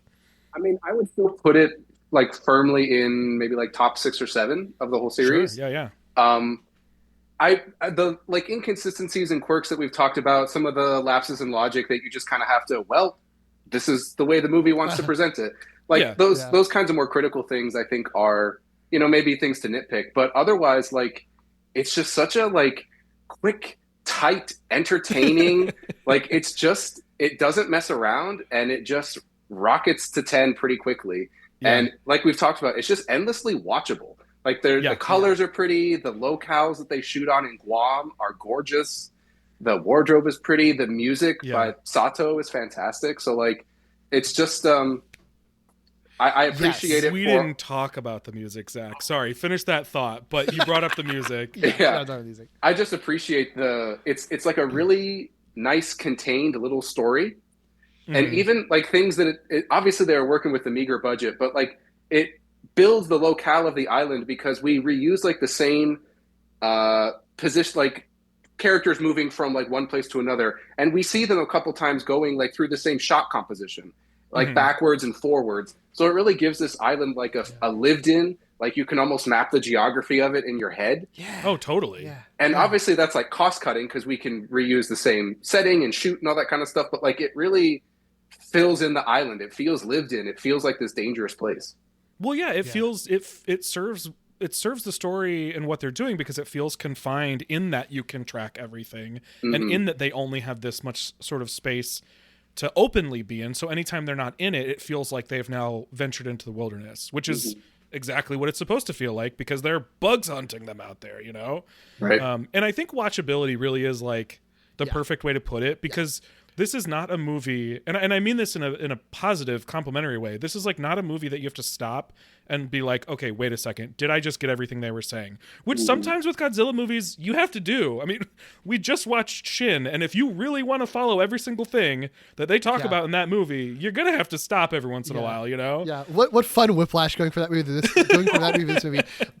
Two beautiful ugly babies in a row, like the ugliest of babies back to back. Truly. Oh my gosh. Yeah. Okay, but the music. You mentioned the music, and like I love and am obsessed with the Ibira music, and I wasn't necessarily expecting to hear it again, but seeing the beach vibe, I was like, oh, okay, like we're in for a similar vibe, and I was totally knocked over the head when that sort of like shift from this like dark, stormy sequence happens, and then it's just sort of like exactly this sort of like plotting sort of like poppy, not poppy, but like, I don't know. It's so happy and like kind of humorous and not at all what I was expecting. And just like perfect for the tone of this movie. Like, again, just really selling this beautiful island. And Masaru Sato, the composer who did Ebirah and now Son of Godzilla, and will go on to do more, is so great with those just earworms. Like they just get stuck in your head. That Kamakuras theme, it's like a it just gets stuck in my head in such a way. And I feel like the score is as much a character in this movie as anything else. It's so much more like catchy versus like haunting, right? There are Godzilla songs that stick with you because they kind of are like haunting in a way, like a lot of like old original Godzilla songs, but these ones are like specifically catchy in the way that you would write a pop song or a rock song that like you just want to keep listening to. Yeah. It's just, I was floored in the same way I was floored when I heard the surf rock, Yeah. I can't wait to see what's next. I know, right? Get a little bluegrass banjo in there. Why not? There we go. Just go full country next time. Yeah. A lot of the, I mean, obviously a lot of this movie is like just Godzilla and Minya, and a lot of Minya shenanigans and everything. It's so, I love so much of it. But like right from Minya's, I love that Minya is born to having the shit beat out of him. Immediately, like his egg, the fucking giant mantis is beating the shit out of his egg until the egg cracks and he is born, and then they beat the shit out of literal newborn the second that he's out of his egg, continually beat the shit out of him, throw rocks at him. Like, it's insane. It's so brutal. That scene where the Kamakras are playing with the rock, they're like hitting it between their pincers, which is like kind of something we did in Ebirah, but then they smack it and it hits like Minya square in the head. Is so funny. It's so well done. Well, in the last movie, it was a beach movie, so they were playing volleyball. On this one, it's soccer. They're like dribbling the ball, you know? It's so good. Yeah. Also, okay, talking about Minya being like born into just like dangerous chaos, have you all seen the video of the iguana that hatches and then is chased by like hundreds of snakes? Yes, I have. That's Minya's lived experience. Derek, oh my God. It's wild. I will send it to you, but it is literally like an iguana emerges from an egg, like baby iguana, and then just immediately snakes, and it is just running for its life from the moment it is born. It is okay? Does wild. it live? I think so. I don't remember the ending. I remember the snakes. But that's basically Minya. Like, that's Minya's life is just running from snakes the moment it's born. Yeah, he has a tough life because even like once the Kamakras are dealt with, Godzilla doesn't really want anything to do with him. He basically leaves him and then has to come back and get him. So like Minya is just born into this like hardship, not wanted by his supposed parent. Like, he's got a rough time. Yeah. I don't know. I feel like there are, it's sort of straightforward and, you know, simple as a lot of the Godzilla Minya stuff is. Like, you know, it's a very straightforward arc of like Godzilla clearly doesn't really want this kid, but does seem to care about the kid a little bit.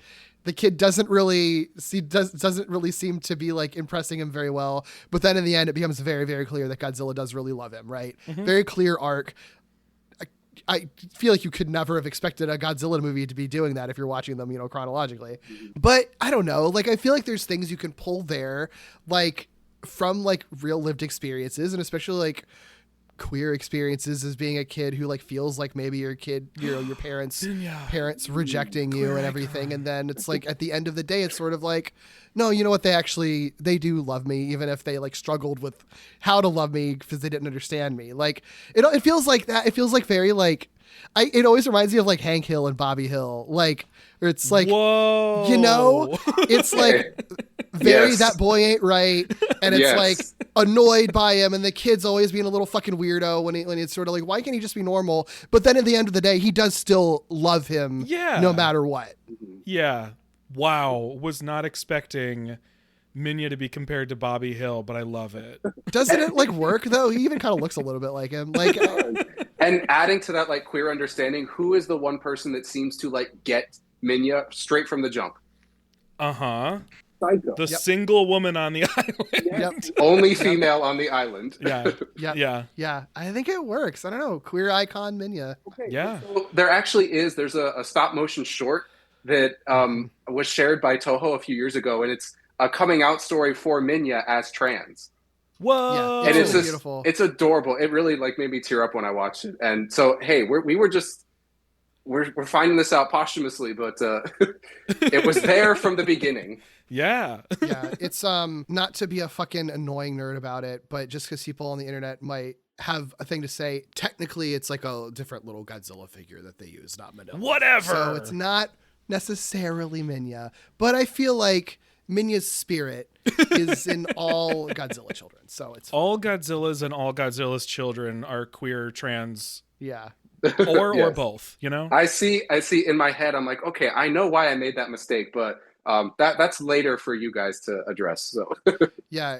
Yeah, it's I'll send it to you after this, Doug. It is Amazing. really beautiful. We'll trade videos. You'll send me a beautiful trans stop motion video, and I'll send you an iguana running for its life. But yeah, I mean, yeah, he gets the shit beat out of him. Godzilla just drags him by the tail and shit. I do really love when you're riding on Godzilla's tail. Oh yeah, because it can't fucking walk yet. It's so sweet. Yeah.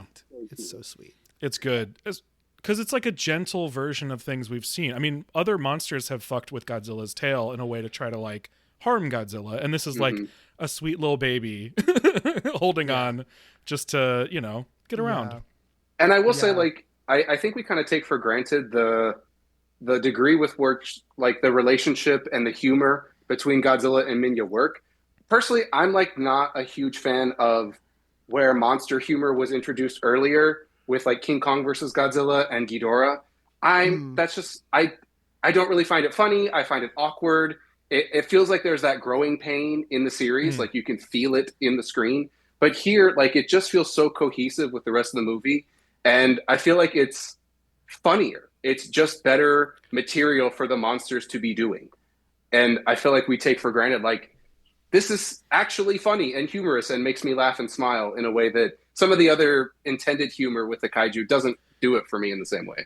I do think that makes sense to me because I didn't know what I was sort of identifying, but maybe now you've identified what I couldn't have before, because in some of those movies that do start to introduce like more humor or sort of sillier perspectives on some of these interactions, I was struggling, and I remember saying like I will get there eventually, right? Like I just need to get to the point where I've sort of moved with the tone a little bit, and I think that's certainly part of it, right? Like I've just seen more versions of them doing humor, but also I think the fact that it is Godzilla and Minya, and there's someone for Godzilla to play off of, or to be the straight man too, as opposed to being one of the sort of like specific vehicles for humor, I think helps, because it means at any given point they can have a dynamic instead of Godzilla just shifting on his own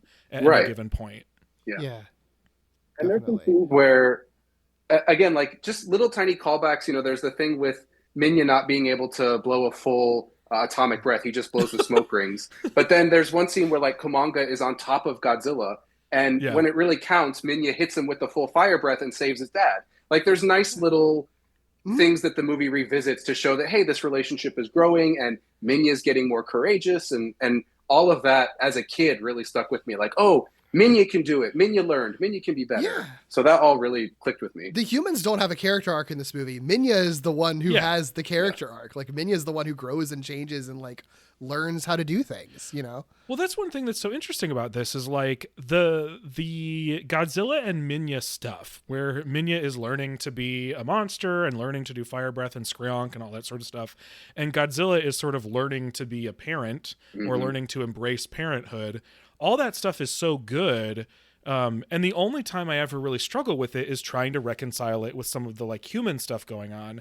And it's interesting to me, I don't know that they could have done this, but it's interesting to me that this movie isn't just kind of the monsters. Like it's not just a movie about the monsters with very minimal sort of human stuff going on, like necessary minimal human stuff going on, so that there isn't like no talking whatsoever.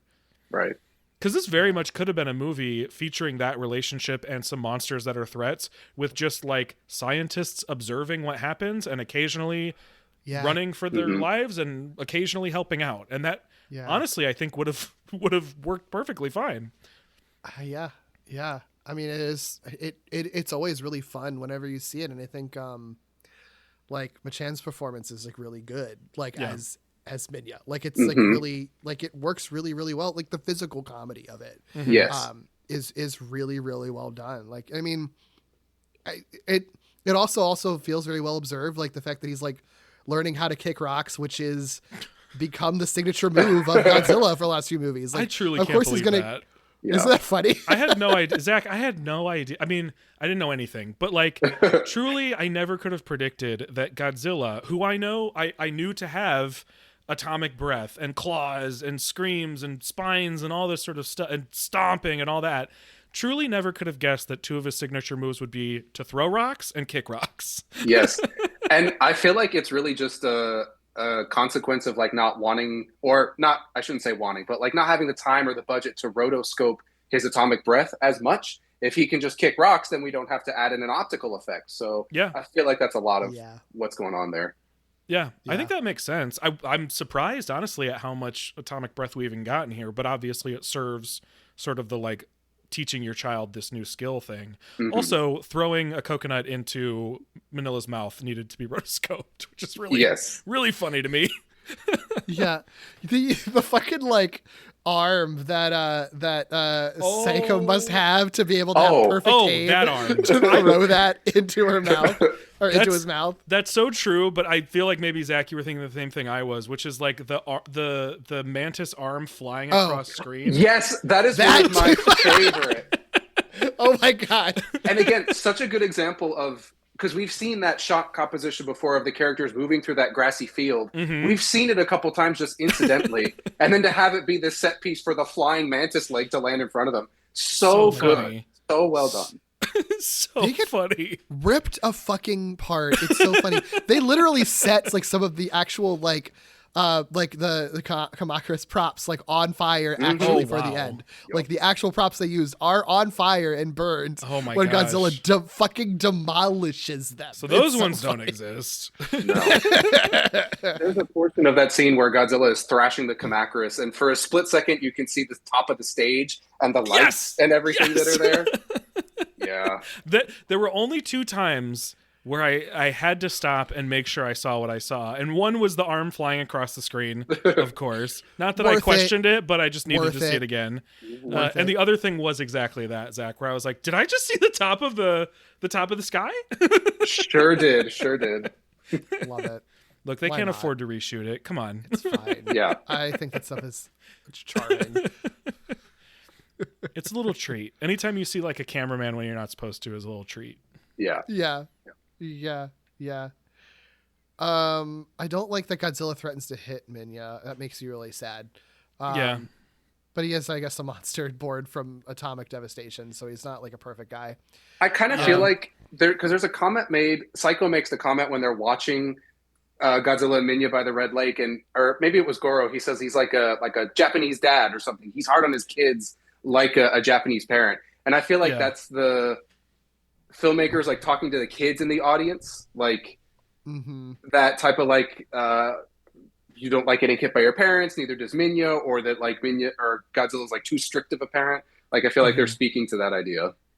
Yeah, they talk about Godzilla being like a study something where it's like you have to do it over and over and over until you get it right. So Godzilla absolutely is being portrayed as like a strict parent in that moment, which doesn't make it feel better that he's threatening to hit Minya. No. But I think it serves more like reacting to and empathizing with Minya in the scenario than it does to like villainize Godzilla. Yeah. It just incidentally villainizes Godzilla a little bit. Yeah. And obviously the time and everything like that. Yeah. I don't think it was as shocking to see a parent hitting a child back then as it is now, unfortunately. Yeah. But I think that moment just stuck out to me because everything else in the movie I feel like is generally between Godzilla and Minya is like just a lot more charming than that, where it's like he's exhausted by him and annoyed by him and frustrated by him, but he's not like that. He's not hateful. There's no aggression. Towards Minya. There's no aggression. Yeah, except for in that moment, I feel like. Yeah, for sure. Because otherwise, I like the dynamic of just like, oh my god, this fucking kid, leave me alone. And then that contrasted with like rubbing him on the back of his head and putting his arm around him and stuff like that. Like that stuff works for me really well. Yeah, they're cute. They're a cute little duo. Yeah, little goobers. Exactly. Yeah, and the actual like the sort of finale fight with Kumaga and everything. There's a lot of like "don't talk to me or my gay son ever again" energy with the two of them. Yes. It's where Godzilla really truly embraces parenthood. Yeah. And I love that final act because it everything just kind of logically makes sense from one flow to the other. Like as soon as Minya's doing the battle with the Kamakuras at first, then he stumbles upon Kumanga, and that scene where he like parts the trees and kind of like leans over, and Kumanga's just there, and then Sato's score comes in like really menacingly. Like it really, you get that feeling like, oh, this is a child in danger. Like we gotta do something about this. But all of that and how the scientists have to do the experiment because the cave is falling in. Like it just every beat works really well together in the finale there. Yeah. I agree. It's got a good flow. This movie's got a really like natural, easy flow. Yes. Yeah. I like the addition of the fever as kind of a foil for what's going on. Yeah. Psycho always kind of says the right thing like a few minutes too late. Like she knows about the red water and like knows that this terrible disease is the thing on the island, and then she just kind of waits until everyone's like stacked 2 feet outside the camp, and then she's like, oh well, we got to go get this. But it is an interesting, and again, that also like brings us into the Valley of Kumanga. It has us watch Godzilla and Minya, so like there's a logical reason for why we are seeing what's happening, why the characters are seeing what's happening. I like that. It just feels, again, lived in. Like it just feels like we're really spending time with these characters. I like that a lot too, because it does give them a reason to proactively intersect with the world of the monsters in a way that they haven't really had to that point. Like really, really needed to. They obviously keep doing it because there's a reporter, there's scientists, there's all these things that they personally want to pursue. But to be required to do it, I think is a different kind of thing. I have a question though about that moment and the red water of it all. I know that these movies love a Kool-Aid moment, right? Yes. Or they love it. But Godzilla specifically is like atomic breathing into that specific body of water, and that is the body of water that they pull their like healing red water out of. And I don't like, is that a coincidence, or are we to understand that Godzilla is like transforming that water in some way? I mean, Psycho knew about it before, so it would have predated Godzilla being there. So it just is this like magical healing water, but no, they're definitely drinking a sort of irradiated water, like for sure. Oh boy. They'll have problems later, but for now, they're good. For a rude awakening when they get back home. Some mutating happening when they get back. Yeah. But yeah, I mean the actual like wrap up that we get to is like the way that the scientists decide to escape is just by is doing their experiment, which includes freezing the entire island and everything on it, which I feel like by the end they didn't really need to do. They were like on the boat escaping before the freezing happened. So I'm not really sure how that makes sense. It's interesting as a solution, right? Like if you really can't get away, or the only way you're going to be able to get away is to use this experiment that's already gone wrong. It's an interesting solution if they learned and grew, right? Because then you end up in a classic sort of Godzilla or kaiju situation where you are confronted with like, we think the only way to get out of this scenario is to do the one thing that we no longer want to do. But it's not like they don't want to do it. It just is what they choose to do. Like it doesn't, they're not guilty about it. They don't feel sad, really. They're just sort of like, they'll wake up. How do you know? Why do you... They saw Godzilla raids again, Derek. They know.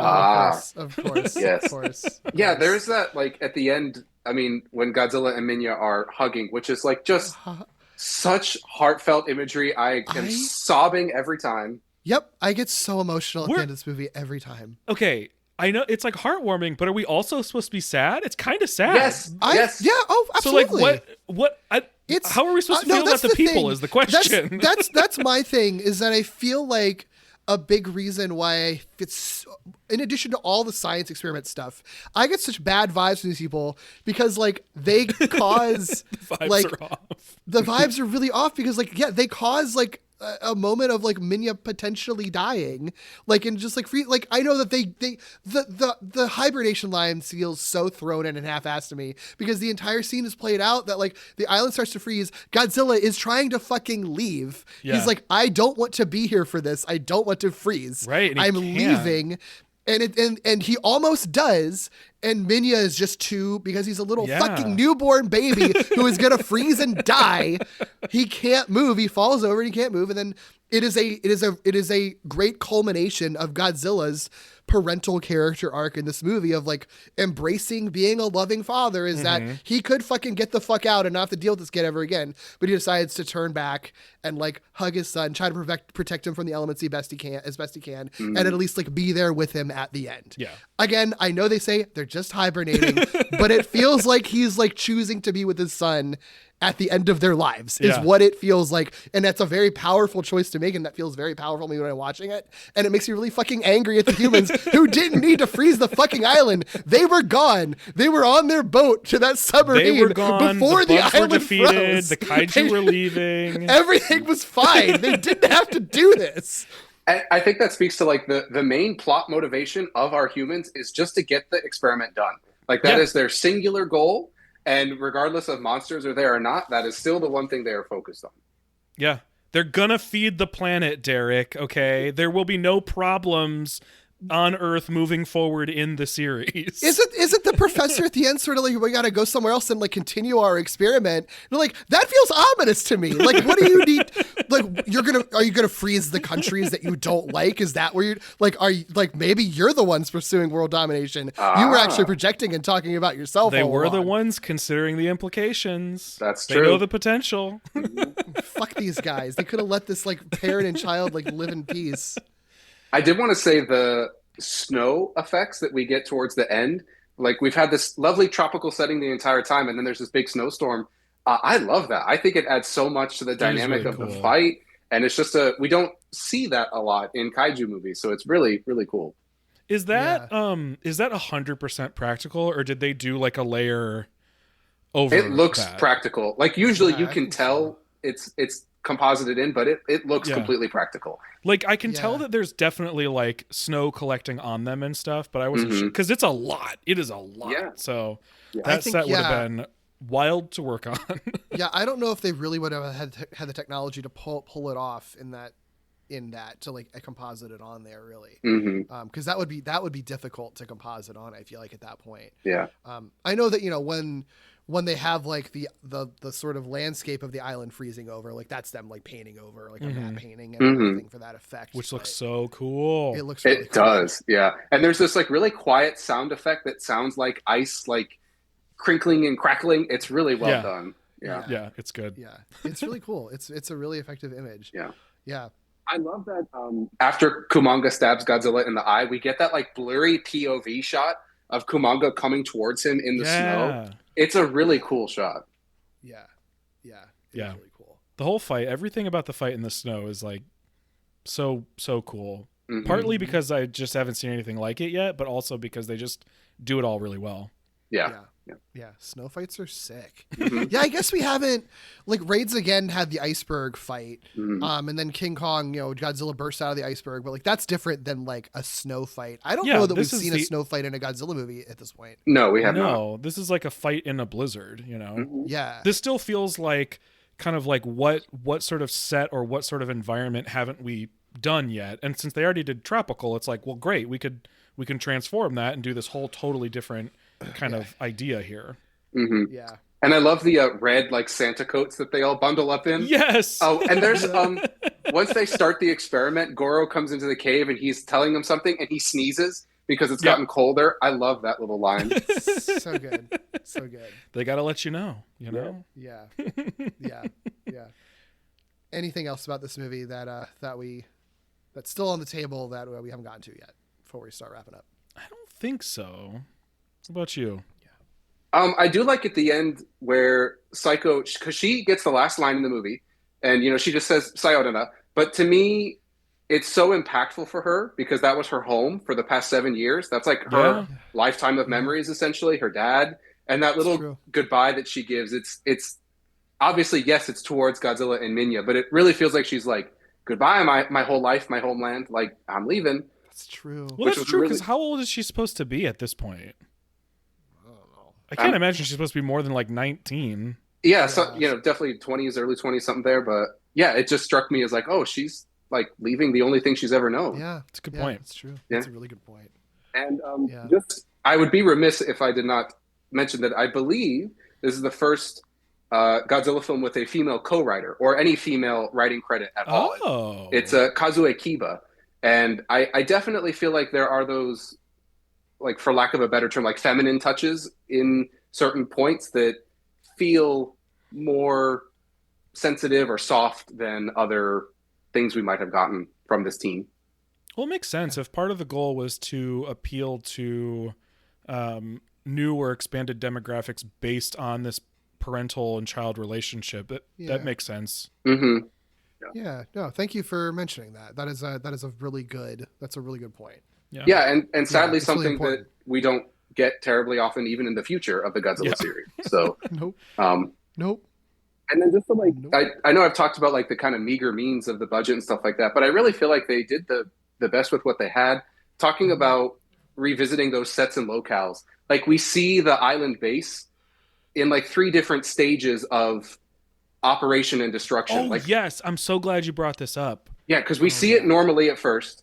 Then we see it trashed from the failed weather experiment. Mm-hmm. And then we see it destroyed from Godzilla's rampage. So again, it's, the same set. We're just adapting it, but it really builds the character of this island and the progression of time and just really smart ways of working around the limitations that they had. Yeah.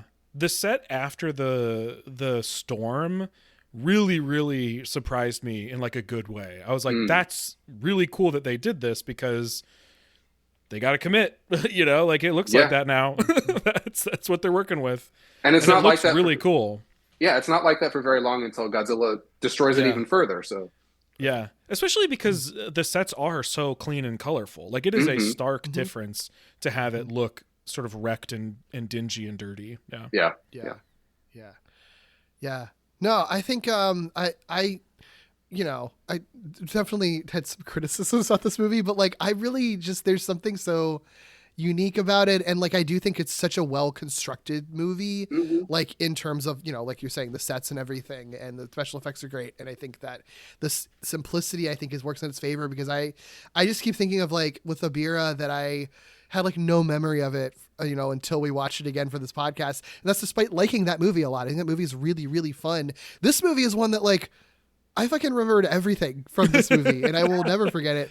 And part it's because it's very simple and straightforward, but I think it's because like every scene like has something fun or cool about it. I think it's just a really fun, sweet, nice little mellow movie that like has some dark undertones to it when you think about it. But when you're just watching it, it's just a fun, like nice little chill out movie. And it is kind of like, if you're coming for your in-depth like conversations about like nuclear, our humanity's use of like nuclear weapons and stuff, you're not going to get it from this. But I think it's also kind of a testament to like, but it's not the first one at this point. Right. Exactly. And I do think it's kind of a testament to like how flexible like a Godzilla series can be. That I think, love or hate this movie. I think that's like a benefit to Godzilla as a franchise ultimately. So yeah, I have a lot of love for this one ultimately. Yeah. Well, predictions. Oh, that's right. Yeah. Yes. So for the Showa era, think Minya's going to appear again? I feel like this is just the beginning. I don't know if he'll reappear right away, although I don't know how they would pull that off, Godzilla returning and not Minya. But straightforwardly, yes, I think Minya will appear again.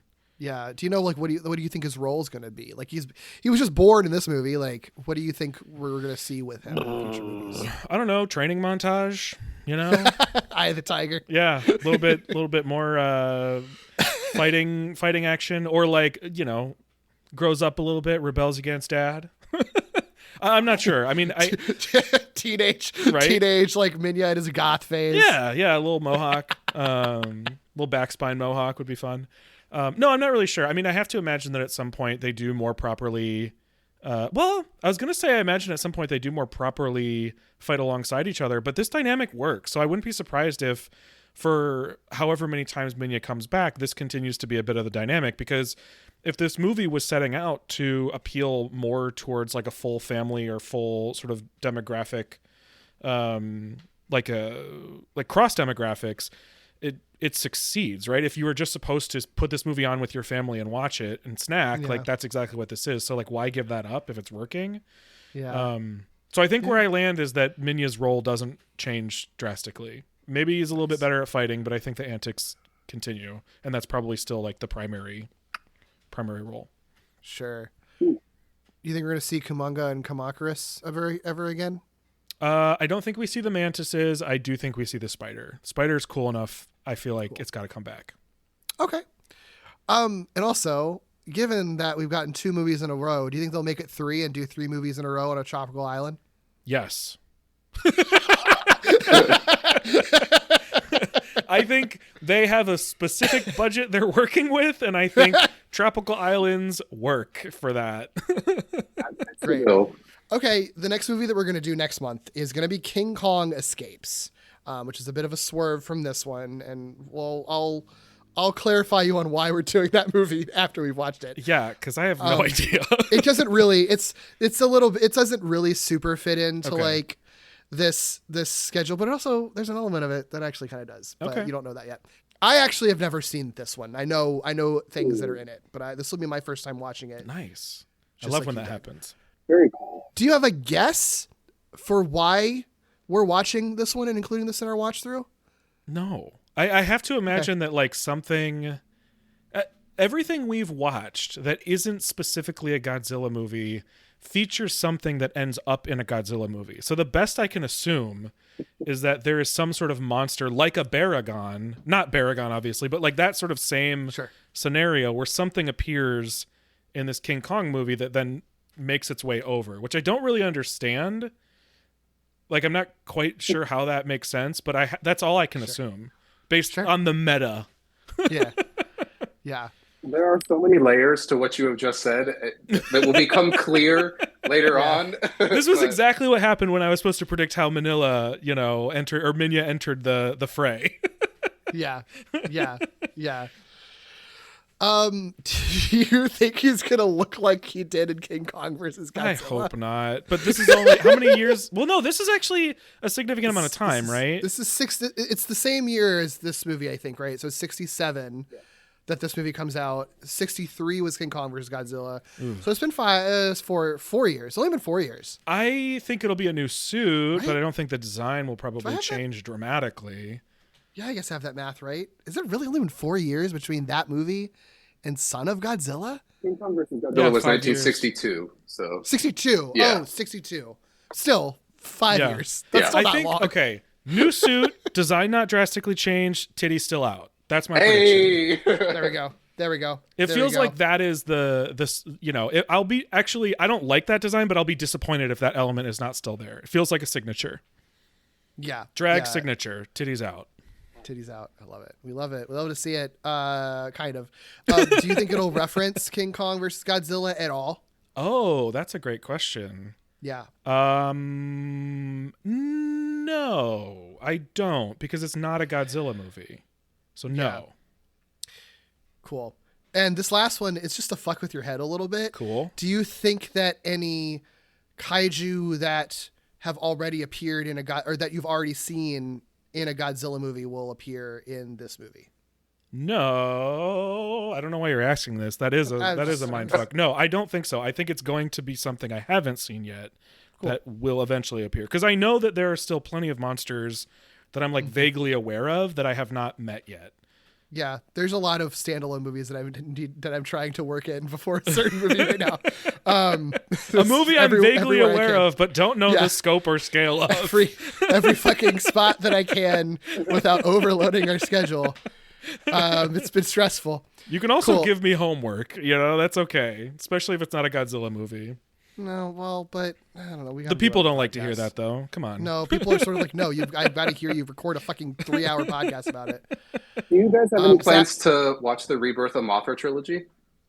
Everyone asks us that. I think we have to, because everyone wants us to watch it. And there is I think that we would be justified in doing it. Absolutely. Of the characters that appear in it. So I think we should. I just don't know I want to watch it. So at some point I want to make sure I watch them. It's just a matter of how we would do that. And I don't know if it's doing I think we the would whole do, trilogy at once, because it's 3 additional movies you'd have to add. But I think that's the thing that's the struggle with it. Is in that some it's not way, shape, or just- form, we will talk about those movies. Yeah, I think that's the struggle, is like exactly where to put it at, and how to do it, since it is literally one trilogy rather than just like one standalone movie. Yeah. But there is clearly a thirst for it. 'Cause everyone fucking keeps. That's why we asking did me Mothra about in the that first series. place.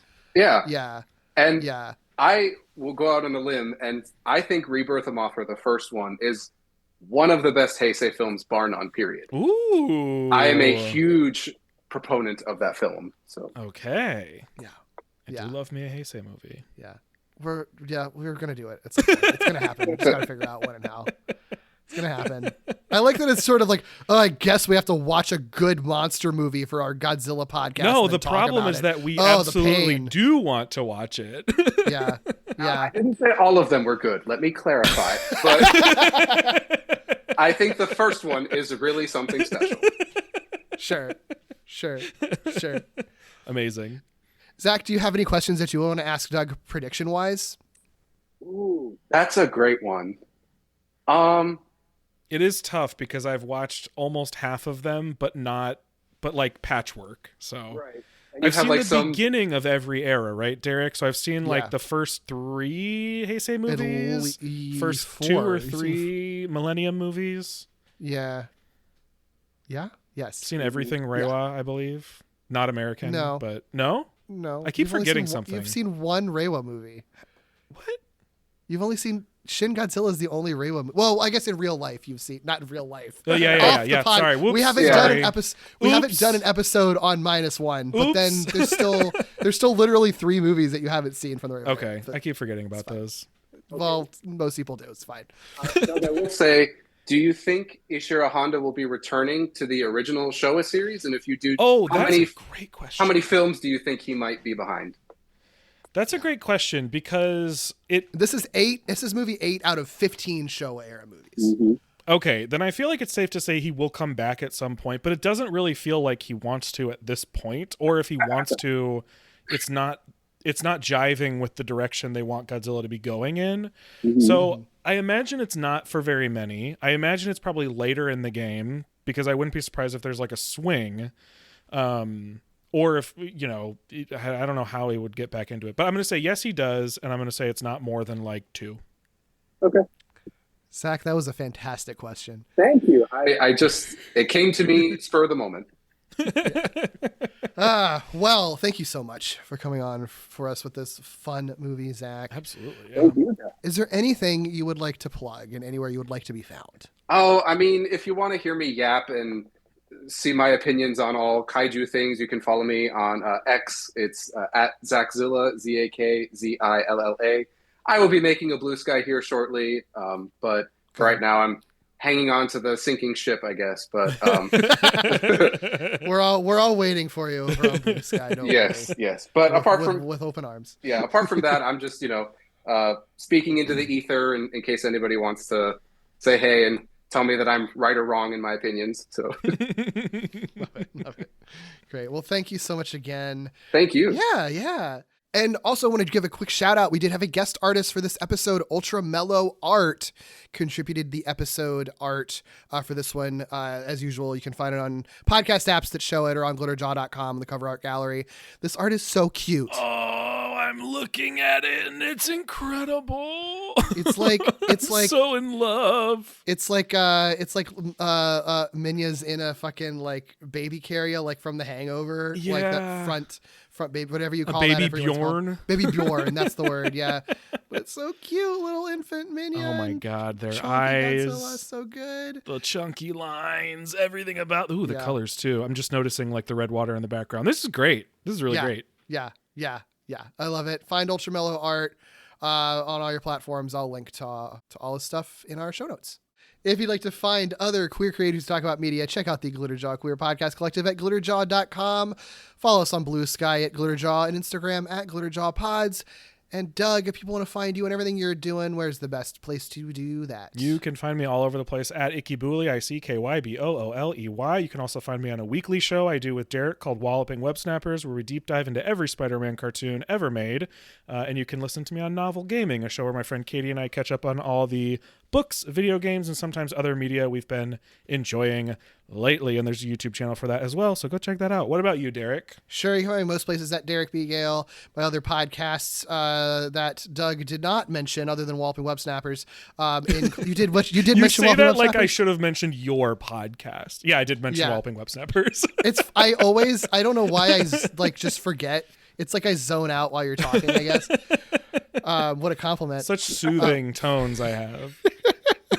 My other podcasts I do without Doug are I already forgot gimmicks. I do gimmicks with my friend David, where we look at high concept television. I have Lee Carvalho's Potting Challenge with my friend Tommy, where we look at Simpsons video games chronologically.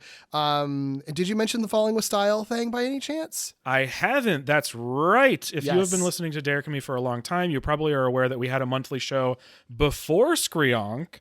That is called Falling with Style. We've actually decided to dust off the Falling with Style feed in March and April for a bi-weekly special presentation miniseries of non-Pixar movies and television aimed at children and families that include clear, unafraid, and unambiguous depictions of queerness. That started with an introduction episode where we explain why we're doing that, since we typically do cover Pixar stuff. And then there will be 5 episodes covering all sorts of stuff after that, so keep an eye out for those. Yes. Join our Patreon at patreon.com/wallopingwebsnappers if you want to support us. That's the name of our Spider-Man show, of course, but that supports everything Doug and I do together, including this show, and it has bonus episodes that include Godzilla-related bonus episodes. So definitely check that out there. Also check out our Discord. There's a link to that in the show notes if you want to chat with us there. You can email us at screonkpodcast@gmail.com, and you can rate, review, and subscribe on all your podcast platforms. That really helps us out. And then join us again on April 13th as we revisit the 8th wonder of the world and a few things that I don't want to spoil for Doug that I think are going to be really cool to see in King Kong Escapes. See you then. See ya. Bye.